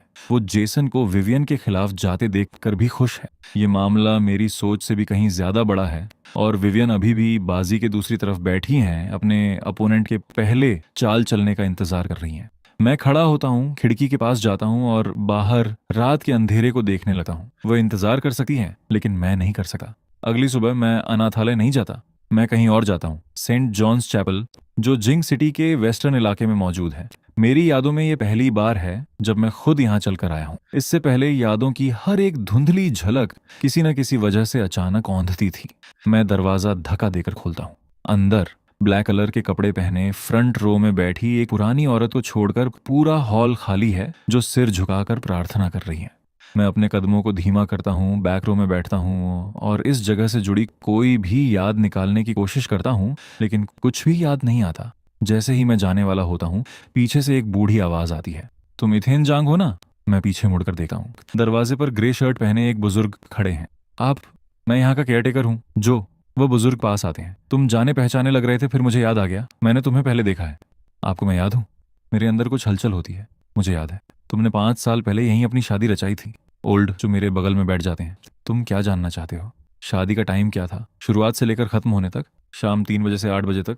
मैं ड्यूटी पर था। दूल्हा और दुल्हन उस दोपहर एक साथ आए थे और फिर 6 बजे सेरेमनी शुरू हुई। पूरा चैपल सफेद लिली के फूलों से भरा हुआ था। जिस पल दुल्हन सामने आई, सब लोग शांत हो गए। तुम तो इतने नर्वस थे कि तुम्हारे मुंह से शब्द भी नहीं निकल पा रहे थे। वह बुजुर्ग रुके हैं और फिर वो स्टेज ढह गया। मेरा खून ठंडा पड़ जाता है। बिना किसी चेतावनी के पूरा मेन प्लेटफॉर्म नीचे धंस गया। दुल्हन तुम्हारे सबसे करीब थी। उसकी पहली सोच तुम्हें ढकने की थी। उसने तुम्हें बचाने के लिए खुद को तुम्हारे ऊपर फेंक दिया। तुम्हें बस हल्की खरोंचें आई, फिर तुम दोनों बेहोश हो गए।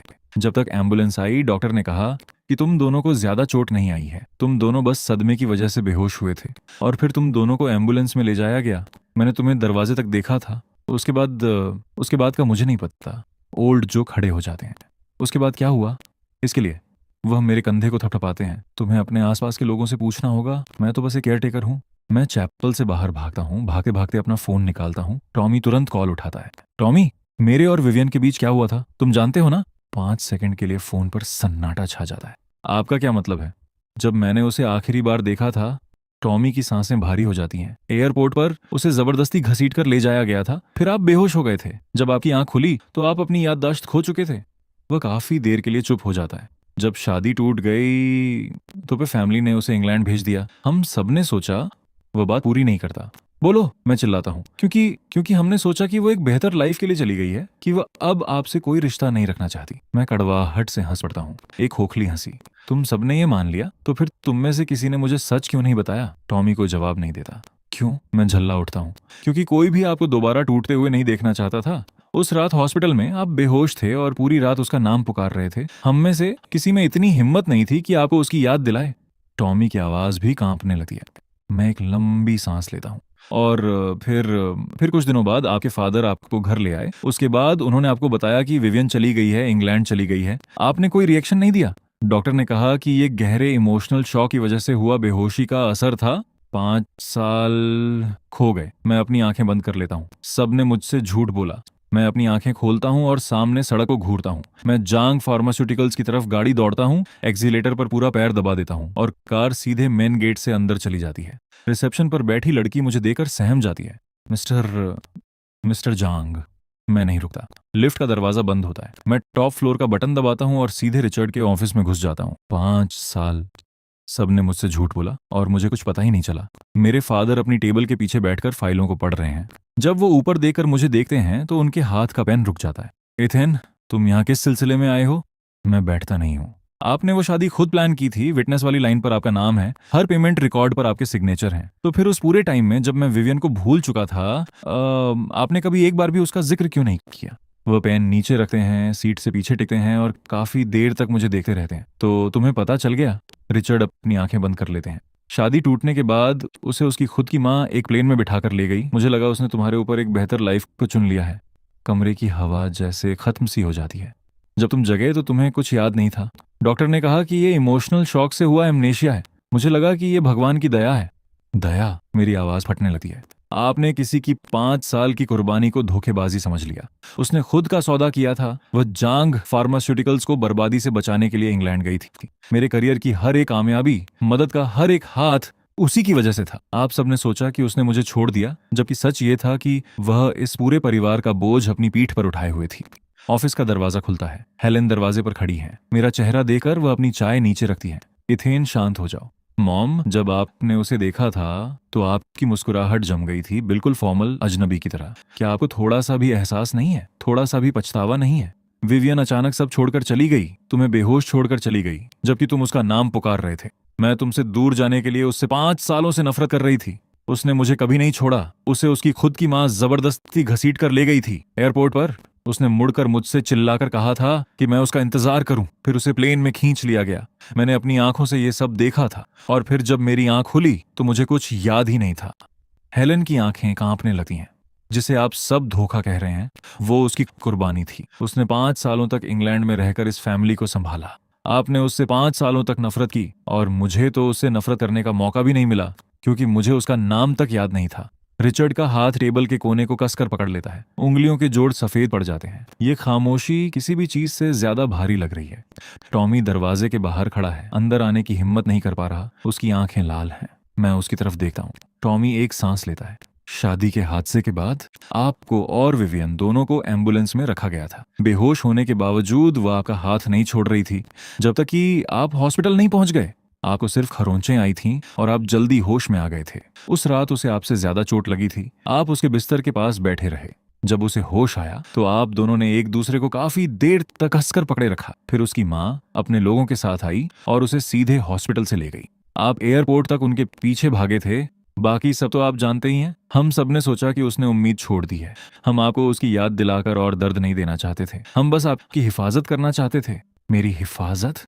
मेरी आवाज अटक जाती है। जिस इंसान की आप हिफाजत कर रहे थे उसे कुछ याद ही नहीं था। और वहां बाहर उसने 5 साल उस इंसान के लिए सारा बोझ उठाया जिसे उसका नाम तक याद नहीं था। इथेन, मैं मुड़ता हूं और दरवाजे की तरफ बढ़ने लगा हूं। हेलेन मेरा हाथ पकड़ने की कोशिश करती है, लेकिन मैं सीधे उनके पास से गुजर जाता हूँ। कार गेट से बाहर निकलती है। मैं टॉमी को कॉल करता हूँ, पता करो कि वह अभी कहाँ है। बॉस, मिस पे अनाथालय में है। मैं स्टीयरिंग घुमाता हूँ, अनाथालय की तरफ बढ़ता हूँ। मेरा फोन वाइब्रेट होता है। टॉमी का एक मैसेज आता है। मैं उस पर एक नजर डालता हूँ और स्क्रीन बंद कर देता हूँ। इस वक्त मुझे सिर्फ एक ही जगह होना चाहिए। मैं उन्हें अनाथालय में पाता हूँ। वे घास पर घुटनों के बल बैठी एक छोटी लड़की के बालों की छोटी बना रही है। जब वह मुड़ती है और मुझे देखती है तो उनकी मुस्कुराहट एक सेकंड के लिए रुकती है, फिर वापस उसी जाने पहचाने सावधान लुक में बदल जाती है। तुम यहाँ क्यों आए हो? मैं अपने फादर से मिलने गया था। वह कुछ नहीं कहती, लेकिन उनकी आंखें सिकुड़ जाती हैं।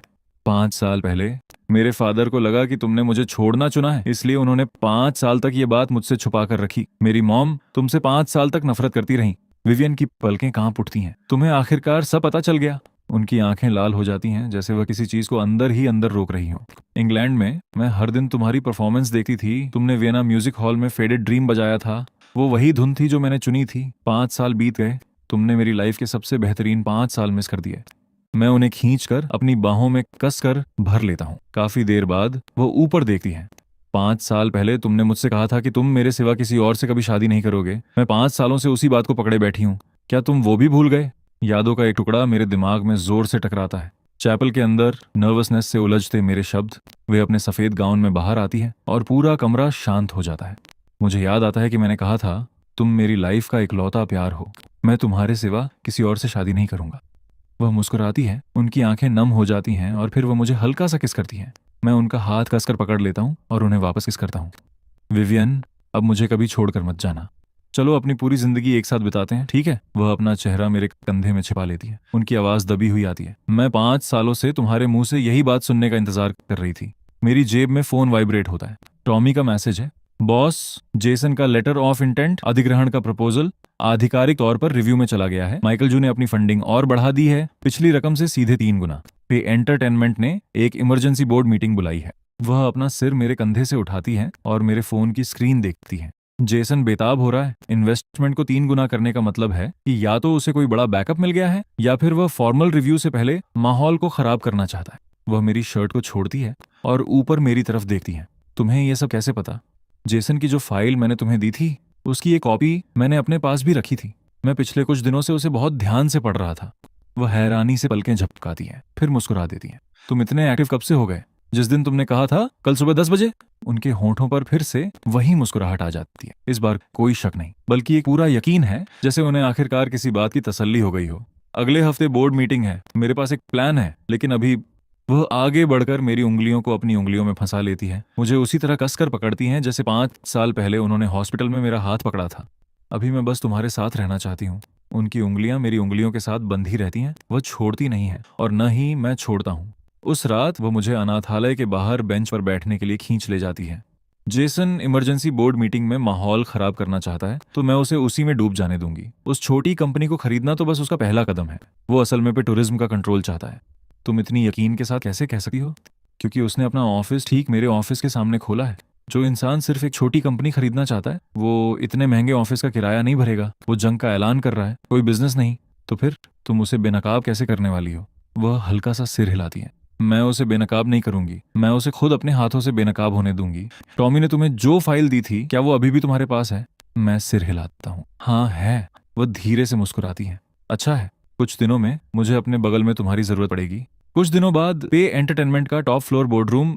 मैं जल्दी पहुंच जाता हूँ। टॉमी मेरे बगल में खड़ा है। उसकी बाहों में फाइलों का ढेर है, चेहरा गंभीर है, लेकिन आंखों में उत्साह की एक चमक है। बॉस, मैंने इस ड्रामे के लिए 3 महीने इंतजार किया है। मैं कोई जवाब नहीं देता। मेरी उंगलियां जेसन की फाइल को कसकर पकड़े हुए हैं।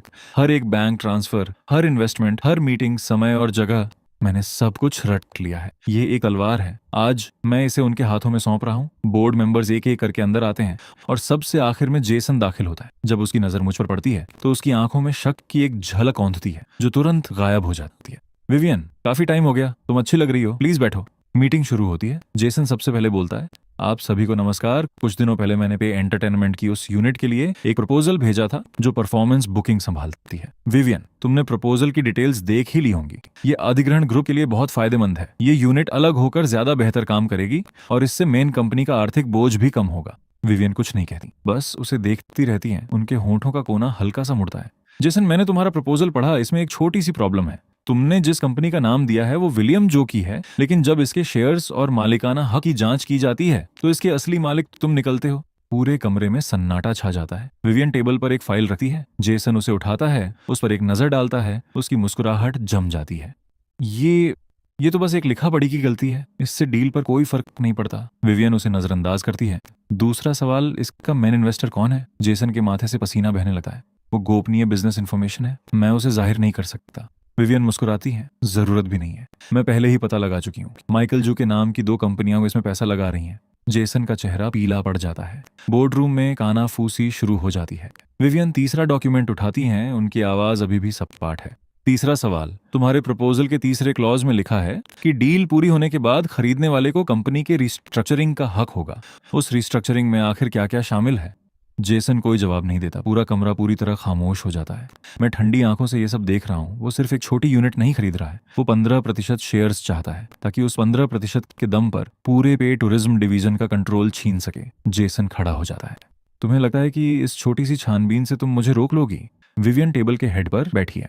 तुम्हें लगता है कि मेरे पास सिर्फ यही 3 डॉक्यूमेंट्स हैं? जेसन की आंखें नुकीली हो जाती हैं। टॉमी अपनी बाहों में रखी फाइलों का ढेर विवियन को सौंपता है। फिर वह दरवाजे की तरफ जाता है और उसे धक्का देकर खोलता है। बाहर 2 लोग खड़े हैं, एक वकील और एक ऑडिटर। पिछले हफ्ते से ये दोनों तुम्हारी कंपनी की पूरी जांच कर रहे थे। नतीजा यह निकला, पैसों का गलत हेरफेर, असली मालिक का नाम छुपाना और ऐसी शर्तें जो सीधे तौर पर कंपनी पर गलत कब्जे का इशारा करती हैं। और एक बात, वह रुकती है, मेरी तरफ देखती है। मैं उनके बगल में आकर खड़ा हो जाता हूँ। जेसन के चेहरे की बची कुची मुस्कुराहट भी टूटकर बिखर जाती है। जब तुमने मेरे फादर को बोर्ड से बाहर निकाला था, तब मैंने कहा था कि एक दिन तुम इसकी कीमत चुकाओगे। जेसन चिल्लाता है। विवियन के चेहरे पर झुंझलाहट की एक झलक आती है। मेरी मॉम ने तुम्हारे फादर को बोर्ड से इसीलिए निकाला था क्योंकि उन्होंने कंपनी के 3 करोड़ रुपए गबन किए थे और 3 साल तक फर्जी अकाउंट्स बनाए थे। तुम सच में मानते हो कि उनके साथ गलत हुआ था? उनके साथ कोई नाइंसाफी नहीं हुई थी, उन्होंने कानून तोड़ा था और इसीलिए उन्हें निकाला गया था। मेरी मॉम ने तो उन पर क्रिमिनल केस भी दर्ज नहीं करवाया था, फिर भी उन्हें एक रास्ता दिया था। तुमने उसे नाइंसाफी कहा, 5 साल तक हमसे नफरत की और यह सब साजिश रची। तो अब मेरी बात सुनो, तुमने जो कुछ भी किया उसका कोई फायदा नहीं हुआ। जेसन की आंखें सिकुड़ जाती हैं। कैसे? तुम्हें यह सब कैसे पता? जब मेरी मॉम ने बोर्ड की सफाई की थी तो उन्होंने सारे ऑडिट रिकॉर्ड संभाल कर रखे थे। मैंने उसका एक एक पेज पढ़ा है। वह दूसरे बोर्ड मेंबर्स की तरफ मुड़ती है। आप सभी इस डील के पीछे का असली चेहरा और प्रपोजल की हर एक गड़बड़ी अब आपके सामने है। प्लीज वोट कीजिए। सबसे बुजुर्ग बोर्ड मेंबर बोलते हैं, अधिग्रहण का प्रपोजल खारिज किया जाता है, कानूनी जांच शुरू की जाए। कोई भी विरोध नहीं करता। जेसन बोर्ड रूम के बीचों बीच 2 टुकड़ों में टूटी हुई तलवार की तरह खड़ा है। उसकी आंखों में अंधेरा तो अभी भी है, लेकिन उसकी धार खत्म हो चुकी है। वह मुझे देखता है, फिर विवियन को। उसके होंठ हिलते हैं लेकिन कोई आवाज नहीं निकलती। फिर वह मुड़ता है और दरवाजे की तरफ बढ़ने लगता है। दरवाजे पर पहुंचकर वह रुकता है, विवियन को पीछे मुड़कर देखता है। तुम्हें लगता है कि यह खत्म हो गया? विवियन उसकी तरफ नहीं देखती। तुमने जानबूझकर अपना ऑफिस ठीक मेरे सामने खोला था। अब जब भी मैं ऊपर उस बोर्ड को देखूंगी, मुझे सिर्फ धोखाधड़ी की एक दीवार नजर आएगी। जेसन चला जाता है। बोर्ड रूम का दरवाजा बंद हो जाता है। हवा जैसे जम सी गई है। बोर्ड के सभी 7 मेंबर्स विवियन को देख रहे हैं। उनकी आंखों में कुछ ऐसा है जो मैंने पहले कभी नहीं देखा था। डर नहीं, बल्कि इज्जत। विवियन और मैं पे एंटरटेनमेंट हेडक्वार्टर से बाहर निकलते हैं और सड़क के पार खड़े होते हैं। जेसन की कंपनी का बोर्ड अभी भी वहीं है। उसका कांच का ढांचा धूप में चमक रहा है, जिस पर बड़े अक्षरों में लिखा है मेरिडियन मीडिया, बिल्कुल नया, जैसे कल ही लगा हो। मैं बोर्ड को देखता हूँ। मेरी आवाज धीमी है। एक बार कानूनी जांच शुरू हो गई तो या तो वो सब कुछ बेचेगा या भाग जाएगा। कोई तीसरा रास्ता नहीं है। उनके होंठ ऊपर उठते हैं। वो बोर्ड 3 दिनों के अंदर हट जाएगा और उसके बाद जब भी तुम ऊपर देखोगे, वह मेरी तरफ मुड़ती है। तुम्हें सिर्फ खुला आसमान दिखेगा। उनकी आंखों में अब सिर्फ एक नरमी है। विवियन बिल्डिंग से बाहर आती हैं और मुझे देखती हैं। उनके होंठ मुस्कुरा उठते हैं। तुम यहाँ हो? मैं उन्हें लाटे पकड़ाता हूँ। वह इसे लेती हैं और नीचे देखती हैं। बिना शुगर के। तुम्हें याद रहा? वह कप को हाथों में थामकर मुस्कुराती है। उनकी उंगलियां कप के किनारे को छूती हैं। तुम्हें आखिरकार याद आ गया। टॉमी का कॉल आता है।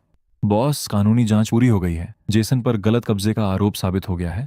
उसकी कंपनी के अकाउंट्स फ्रीज कर दिए गए हैं। माइकल जू का सारा पैसा वापस कर दिया गया है। जेसन रातों रात सब बेच बांच कर भाग गया।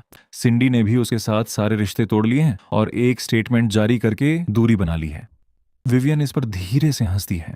उसके दांत पहले ही टूट चुके थे, फिर भी उसने आखिरी बार काटने की कोशिश की। मैं सड़क के पार खाली पड़े उस ढांचे को देखता हूँ। तुम सही कह रही थी, अब ऊपर देखने पर सिर्फ आसमान नजर आता है। वह मुड़कर मुझे देखती है। आंखें नरम हैं। मैं आगे बढ़ता हूँ, लेकिन अभी भी 2 काम अधूरे हैं। मेरी मॉम ने तुमसे 5 साल नफरत की और तुम्हारी खुद की माँ ने तुम्हें 5 साल के लिए दूर भेज दिया। जांग हाउस में वापस आकर हेलन लिविंग रूम में बैठी चाय पी रही है। मुझे पहले काम से निपटना है।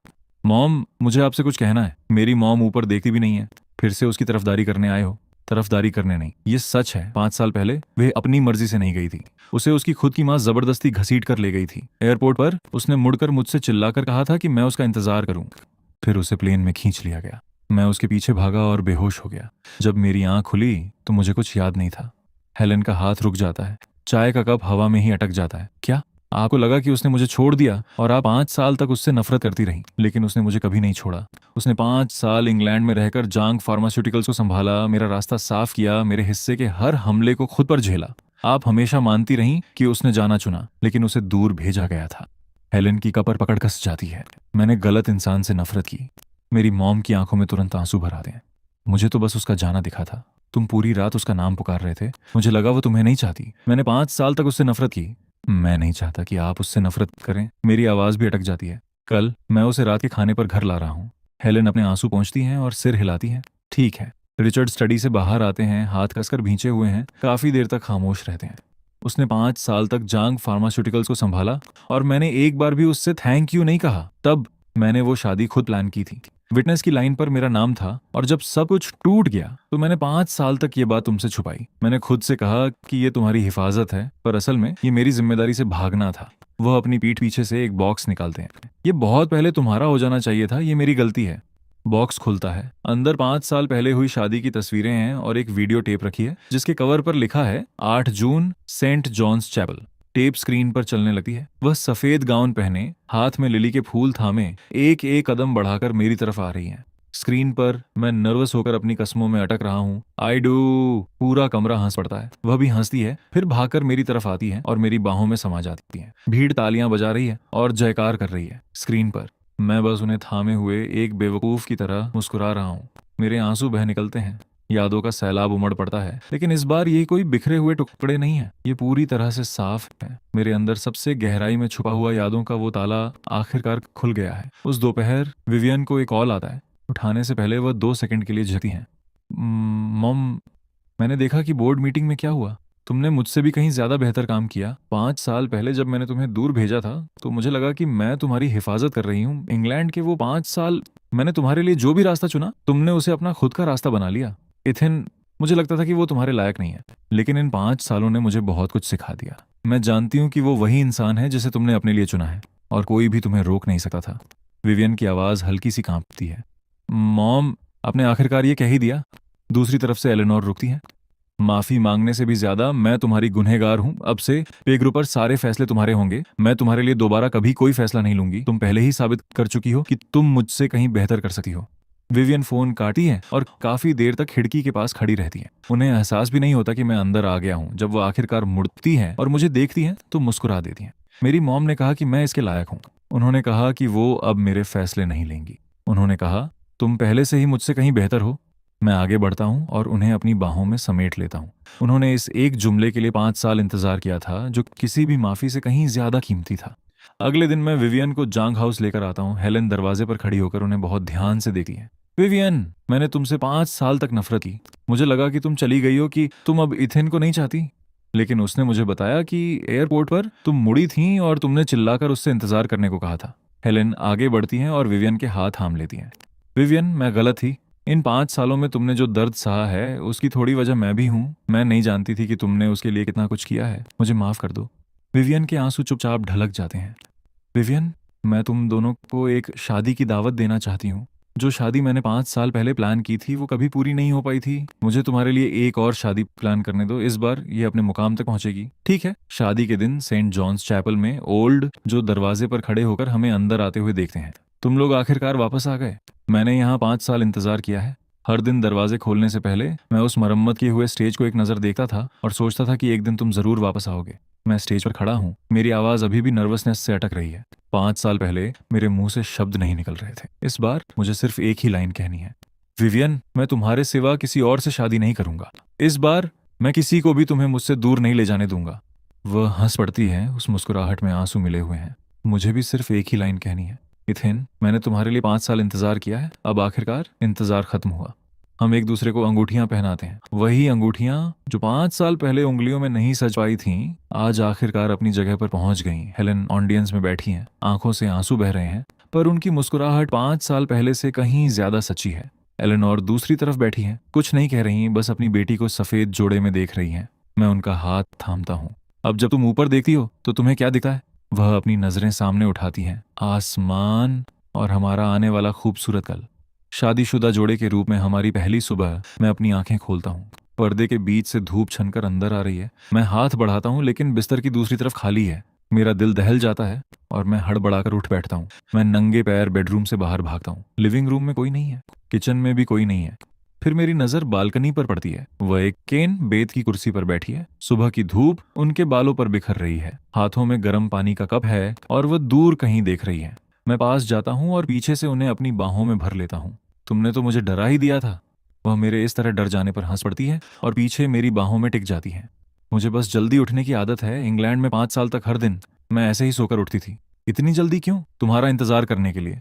किस चीज का इंतजार? तुम्हारे परफॉर्मेंस वीडियोस के आने का, तुम्हारे नए एल्बम के रिलीज होने का। जब तुम फेडेड ड्रीम बजाते थे तो उस धुन का।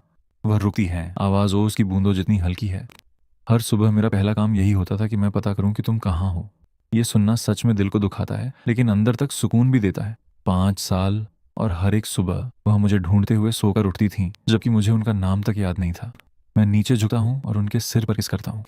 अब से तुम्हारा पहला काम मुझे ढूंढना नहीं होगा, क्योंकि मैं ठीक तुम्हारे बगल में ही रहूंगा। वह कुछ नहीं कहती, बस उनकी उंगलियां मेरी आस्तीन को कसकर पकड़ लेती हैं और वह धीरे से गुनगुनाती है। किचन में मैं उनके लिए दलिया पोरिज का एक कटोरा बनाता हूँ।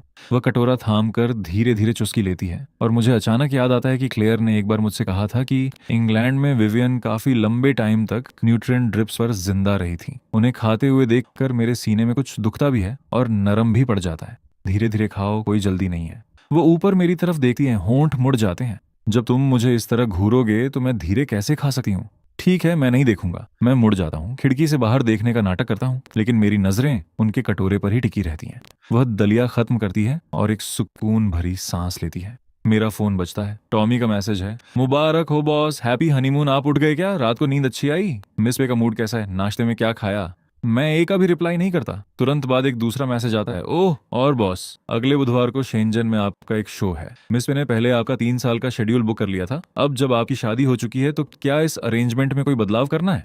मैं फोन विवियन की तरफ बढ़ा देता हूँ। तुमने मेरे 3 साल के सारे शोज बुक कर लिए थे, तो अब क्या होगा?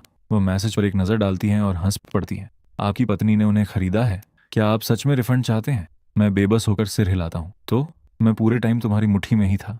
वह ऊपर मेरी तरफ देखती हैं, आंखों में थोड़ा सा गुरूर चमक रहा है। तब फेडेड ड्रीम की एक परफॉर्मेंस के लिए 52 लाख रुपए लगते थे। अब मेरे पास 3 साल की बुकिंग है। बताओ, ये अच्छी डील थी या नहीं? हाँ हाँ हाँ। तो 3 सालों में कुल कितने शोज हैं? वह हिसाब लगाती है। लगभग 40, कम या ज्यादा। मतलब हर शो का एवरेज 1.5 लाख से भी कम पड़ा। तब से आपकी फीस बढ़ गई है, लेकिन मुझे अर्ली बर्ड डिस्काउंट, शुरुआती छूट मिल गया। तुमने इस तरह सोचना कब सीखा? इंग्लैंड में कंपनी चलाते वक्त आपको हिसाब किताब आना ही चाहिए। वह रुकती है, आवाज थोड़ी नरम हो जाती है। लेकिन उन शोज में से हर एक को मैंने बहुत ध्यान से चुना था। हर जगह, हर गानों की लिस्ट, बैठने की व्यवस्था, मैंने सब कुछ खुद देखा था। तुमने सब देखा था? इंग्लैंड में रहकर। आपके हर शो से पहले मुझे एक वेन्यू सेफ्टी रिपोर्ट मिलती थी, जो ये कंफर्म करती थी कि लाइटिंग, साउंड और सुरक्षा के सारे इंतजाम सही हैं। उसके बाद ही मैं साइन करती थी। वह मुझे देखती हैं, आवाज फिर से धीमी हो जाती है। मैं स्टेज पर आपके साथ नहीं हो सकती थी, लेकिन मैं ये पक्का कर सकती थी कि जब आप वहां कदम रखें तो सब कुछ सुरक्षित और परफेक्ट हो।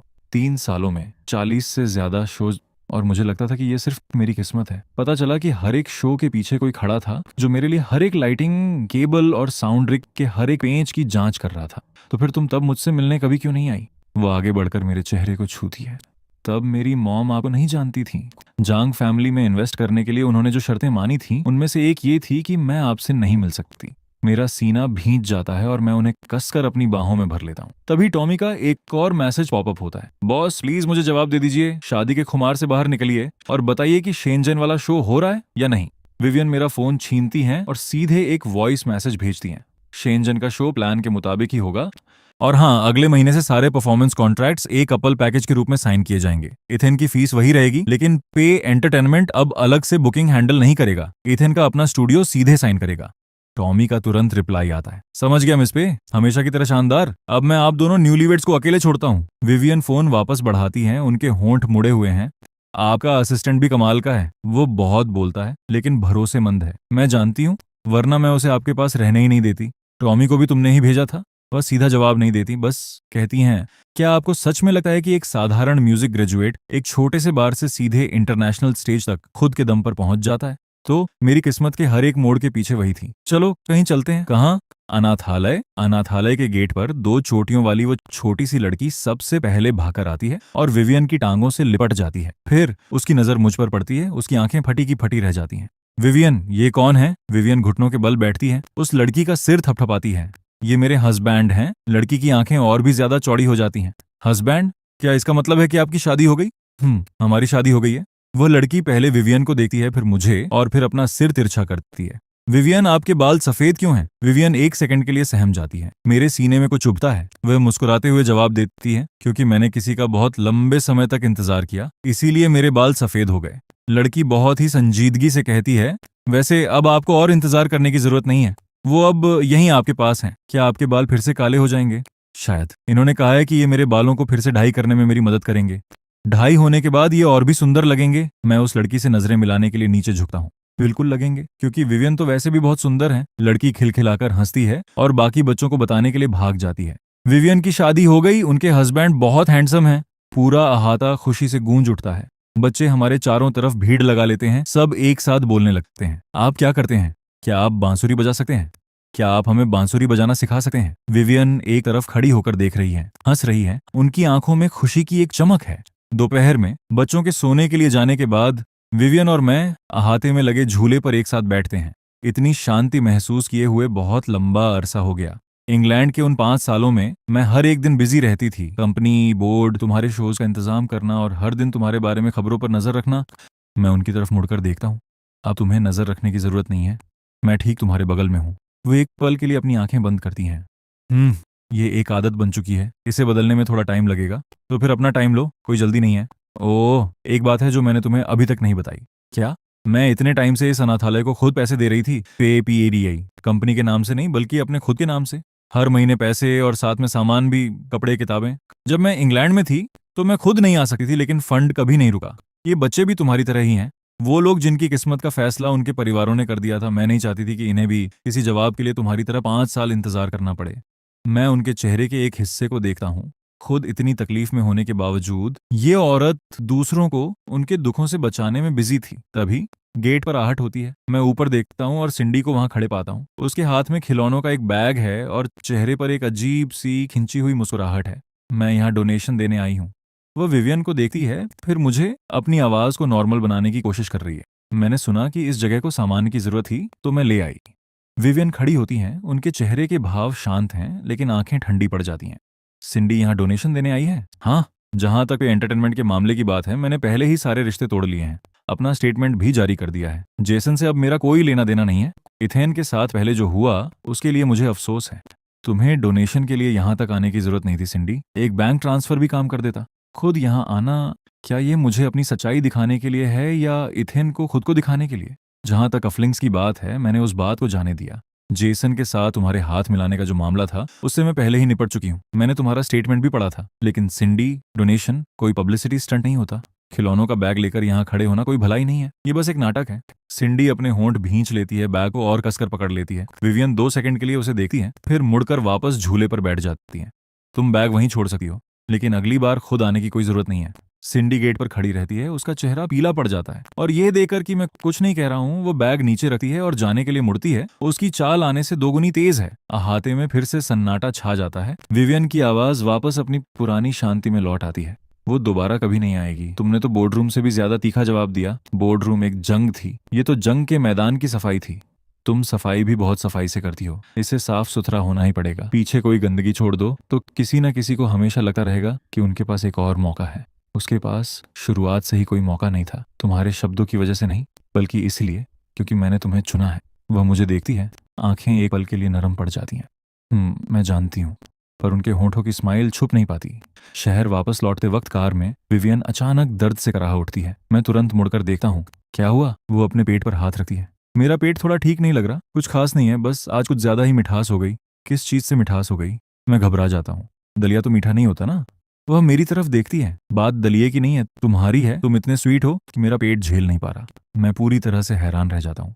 मेरा दिल एक पल के लिए रुक सा जाता है और मैं जोर से हंस पड़ता हूँ। विवियन, तुमने इस तरह फ्लर्ट करना कब सीखा? वह अपनी आंखें बंद कर लेती हैं। मैंने इंग्लैंड के उन उबाऊ दिनों में अकेले इसकी प्रैक्टिस की थी। मैं कोई जवाब नहीं देता, बस आगे बढ़कर उनके पेट को धीरे धीरे सहलाता हूँ, इस बात का ध्यान रखते हुए कि उनकी पुरानी चोट के पास दबाव न पड़े। बहुत धीरे से मैं दबाव कम कर देता हूँ।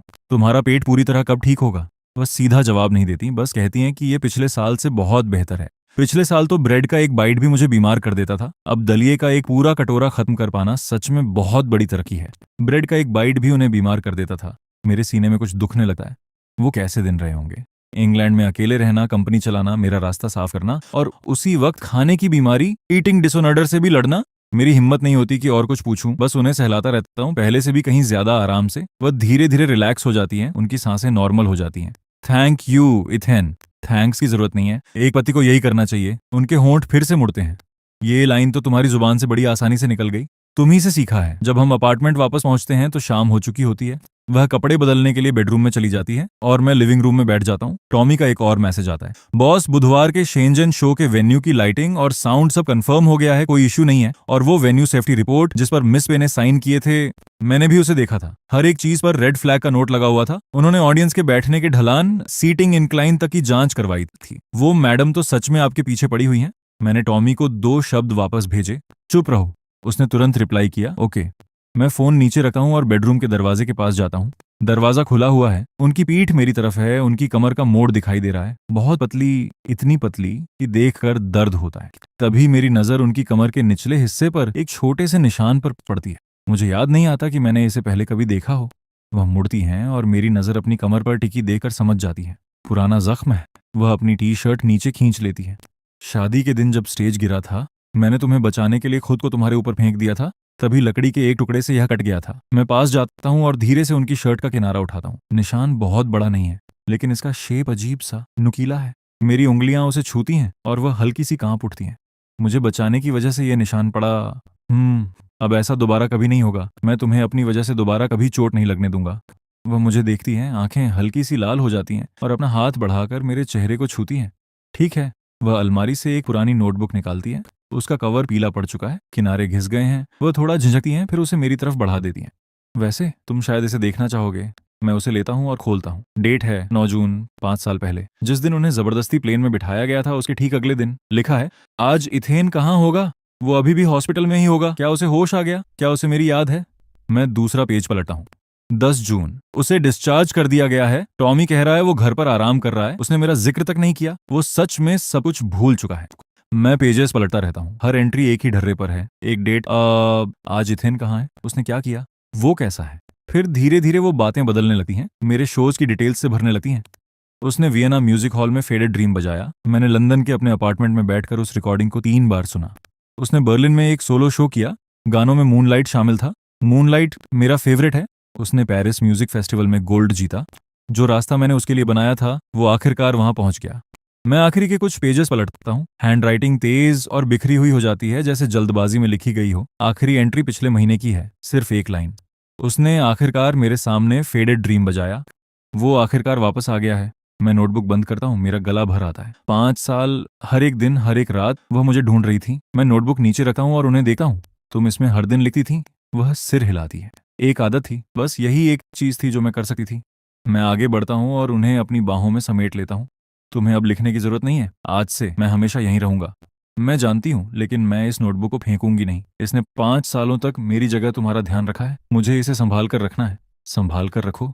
मैं इसका एक एक पेज पढ़ना चाहता हूँ। वह हल्का सा मुस्कुराती है। तुमने इसे पढ़ तो लिया है, लेकिन एक पेज ऐसा है जो तुमने अभी तक नहीं देखा। मैं पलकें झपकाती हूँ। कुछ और भी है? वह अंदर वाले कवर में मुड़ा हुआ कागज का एक टुकड़ा निकालती है। मैं 5 सालों से ये खत लिख रही थी, हर साल एक पैराग्राफ, लेकिन आखिरी पैराग्राफ मैं कभी पूरा नहीं कर पाई। मैं नीचे देखता हूँ। पहला पैराग्राफ, इथेन, अगर मुझे भूल जाने से तुम्हें खुशी मिलती है तो मुझे भूल जाओ। मैं नहीं चाहती कि मेरी मौजूदगी तुम्हें दर्द दे। दूसरा पैराग्राफ, इथेन, अगर तुम्हें मेरी याद आ जाए तो मुझे ढूंढने आ जाना। मैं जिंक सिटी में, पे टूरिज्म में, अनाथालय में, हर उस जगह मिलूंगी जहां तुम मुझे ढूंढने आ सके हो। तीसरा पैराग्राफ, इथेन, अगर तुम मुझसे नफरत करते हो तो मुझे वो भी मंजूर है। भूल जाने से नफरत कहीं बेहतर है। कम से कम इसका मतलब ये तो होगा कि तुम्हें मैं या तो हूं। आखिरी पैराग्राफ खाली छूटा हुआ था। मैं आखिरी पैराग्राफ में लिखना चाहती थी, अगर तुम कभी वापस आओ तो फिर कभी दूर मत जाना। लेकिन मेरी हिम्मत ही नहीं हुई, क्योंकि मुझे यकीन नहीं था कि तुम कभी वापस आओगे भी या नहीं।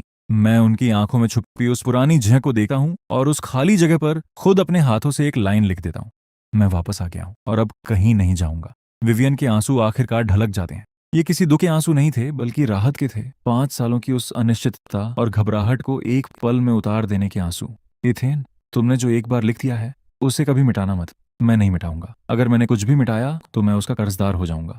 आंसुओं का हिसाब नहीं चुकाया जा सकता, उसकी कीमत बहुत भारी होती है। मैं उन्हें अपने और करीब खींच लेता हूँ। तो फिर मुझे कभी इसे मिटाने ही मत देना। वो भी मुझे कसकर गले लगा लेती है। बाहर आसमान में अंधेरा घिर आता है, लेकिन कमरे के अंदर की रोशनी जलती रहती है। लैंप की रोशनी में उनके सफेद बाल ऐसे लग रहे हैं जैसे उनके कंधों पर चांदनी बिखरी हुई हो। मैं उन्हें देखता हूँ और सोचता हूँ, सफेद बाल हों या काले, वो निशान, वो डायरी और वो अधूरा खत, ये सब इस बात का सबूत हैं कि उन्होंने मेरा कितना इंतजार किया है। और अब आखिरकार मुझे ये हक मिल चुका है कि मैं अपने हाथों से उन सबूतों को एक खूबसूरत याद में बदल दूं। लिविंग रूम में वापस आने पर मेरा फोन फिर बजता है। टॉमी का मैसेज है, बॉस, जेसन की कंपनी पूरी तरह बंद हो चुकी है, लेकिन उनके नाम पर अभी भी एक विदेशी अकाउंट है जिसका हम पता नहीं लगा पाए हैं। आखिरी ट्रांसफर जिंक सिटी में हुआ था। हम पैसे पाने वाले का नाम नहीं ढूंढ पाए। वो रकम ठीक उतनी ही है जितनी एक नई कंपनी खोलने के लिए चाहिए होती है। मैं मैसेज देखता हूँ, मेरी भौहें तन जाती हैं। जेसन के पास अभी भी खेलने के लिए एक आखिरी पता बाकी है। विवियन मेरे चेहरे के भाव देखकर पूछती हैं, क्या हुआ? शायद जेसन का खेल अभी पूरी तरह खत्म नहीं हुआ है। मैं फोन उनकी तरफ बढ़ा देता हूँ। वह मैसेज पर एक नजर डालती है, उनके होंठ मुस्कुरा उठते हैं। तो आने दो उसे। वो मेरे कंधे से टिक जाती है, आवाज एकदम शांत है। जो भी हो, इस वक्त तुम ठीक मेरे पास हो। लेकिन उनकी उंगलियां मेरी आस्तीन को और कसकर पकड़ लेती हैं, जैसे छोड़ना ही ना चाहती हूँ। 3 दिनों बाद क्लेयर जेसन के उस विदेशी ट्रांसफर का पता लगा लेती है। पैसे पाने वाली एक फर्जी शेल कंपनी निकली, लेकिन विवियन उससे भी तेज निकली। फंड्स पहुंचने के एक दिन पहले ही उन्होंने अपने वकीलों से कहकर उस अकाउंट को फ्रीज करवा दिया। जेसन की आखिरी तलवार म्यान से बाहर निकलने से पहले ही जब्त कर ली गई। सिंडी ने मुझसे जुड़े हर सर्किल से खुद को दूर कर लिया। मैंने वो कफलिंग्स कभी नहीं पहने, लेकिन उन्हें फेंका भी नहीं। जब विवियन ने वो मखमल का बॉक्स देखा तो बस इतना कहा, इसे रख लो, इसे उसकी तरफ से तुम्हारे लिए आखिरी भलाई समझो। तुम्हें बुरा नहीं लगा कि उसने मुझे कुछ दिया? वह हल्का सा मुस्कुराई। फूलों के लिए उससे लड़ना एक अलग बात थी, अब लड़ने के लिए कुछ बचा ही नहीं है। तुम तो पहले से ही मेरे हस्बैंड हो। 1 महीने बाद टॉमी को आखिरकार पूरा सच पता चल जाता है। हक्का बका होकर वो बोल पड़ता है, तो पिछले 5 सालों में मेरा प्रमोशन, मेरी सैलरी में बढ़ोतरी, सब कुछ मिस पे ही अप्रूव करती थी। मैं अपनी हंसी नहीं रो पाता। हा, अब तुम्हें आखिरकार पता चल गया कि इतने सालों से तुम्हारा असली बॉस कौन था। 6 महीने बाद विवियन का पूरा मेडिकल चेकअप होता है। उनकी हालत पहले से बहुत बेहतर है। डॉक्टर ने कहा कि बस इसी तरह ध्यान रखने की जरूरत है। जब वह रिपोर्ट लेकर घर आती है तो उनके चेहरे पर वही शांति होती है, लेकिन मैं उनके सीने से निकली उस सुकून भरी गहरी सांस को महसूस कर लेता हूँ। जिस दिन एलेनोर जिंक सिटी आती हैं, विवियन खुद उन्हें लेने एयरपोर्ट जाती है। 5 साल पहले उन्होंने अपने हाथों से अपनी बेटी को प्लेन में बिठाया था। 5 साल बाद वह उड़कर आई हैं और गेट पर खड़ी अपनी बेटी को देखकर उनकी आंखें भर आती हैं। विवियन, मैं माफी से भी ज्यादा तुम्हारी गुनहगार हूँ। एलेनोर अपना हाथ आगे बढ़ाती है। विवियन 2 सेकंड के लिए झिझकती है, फिर उनका हाथ थाम लेती है।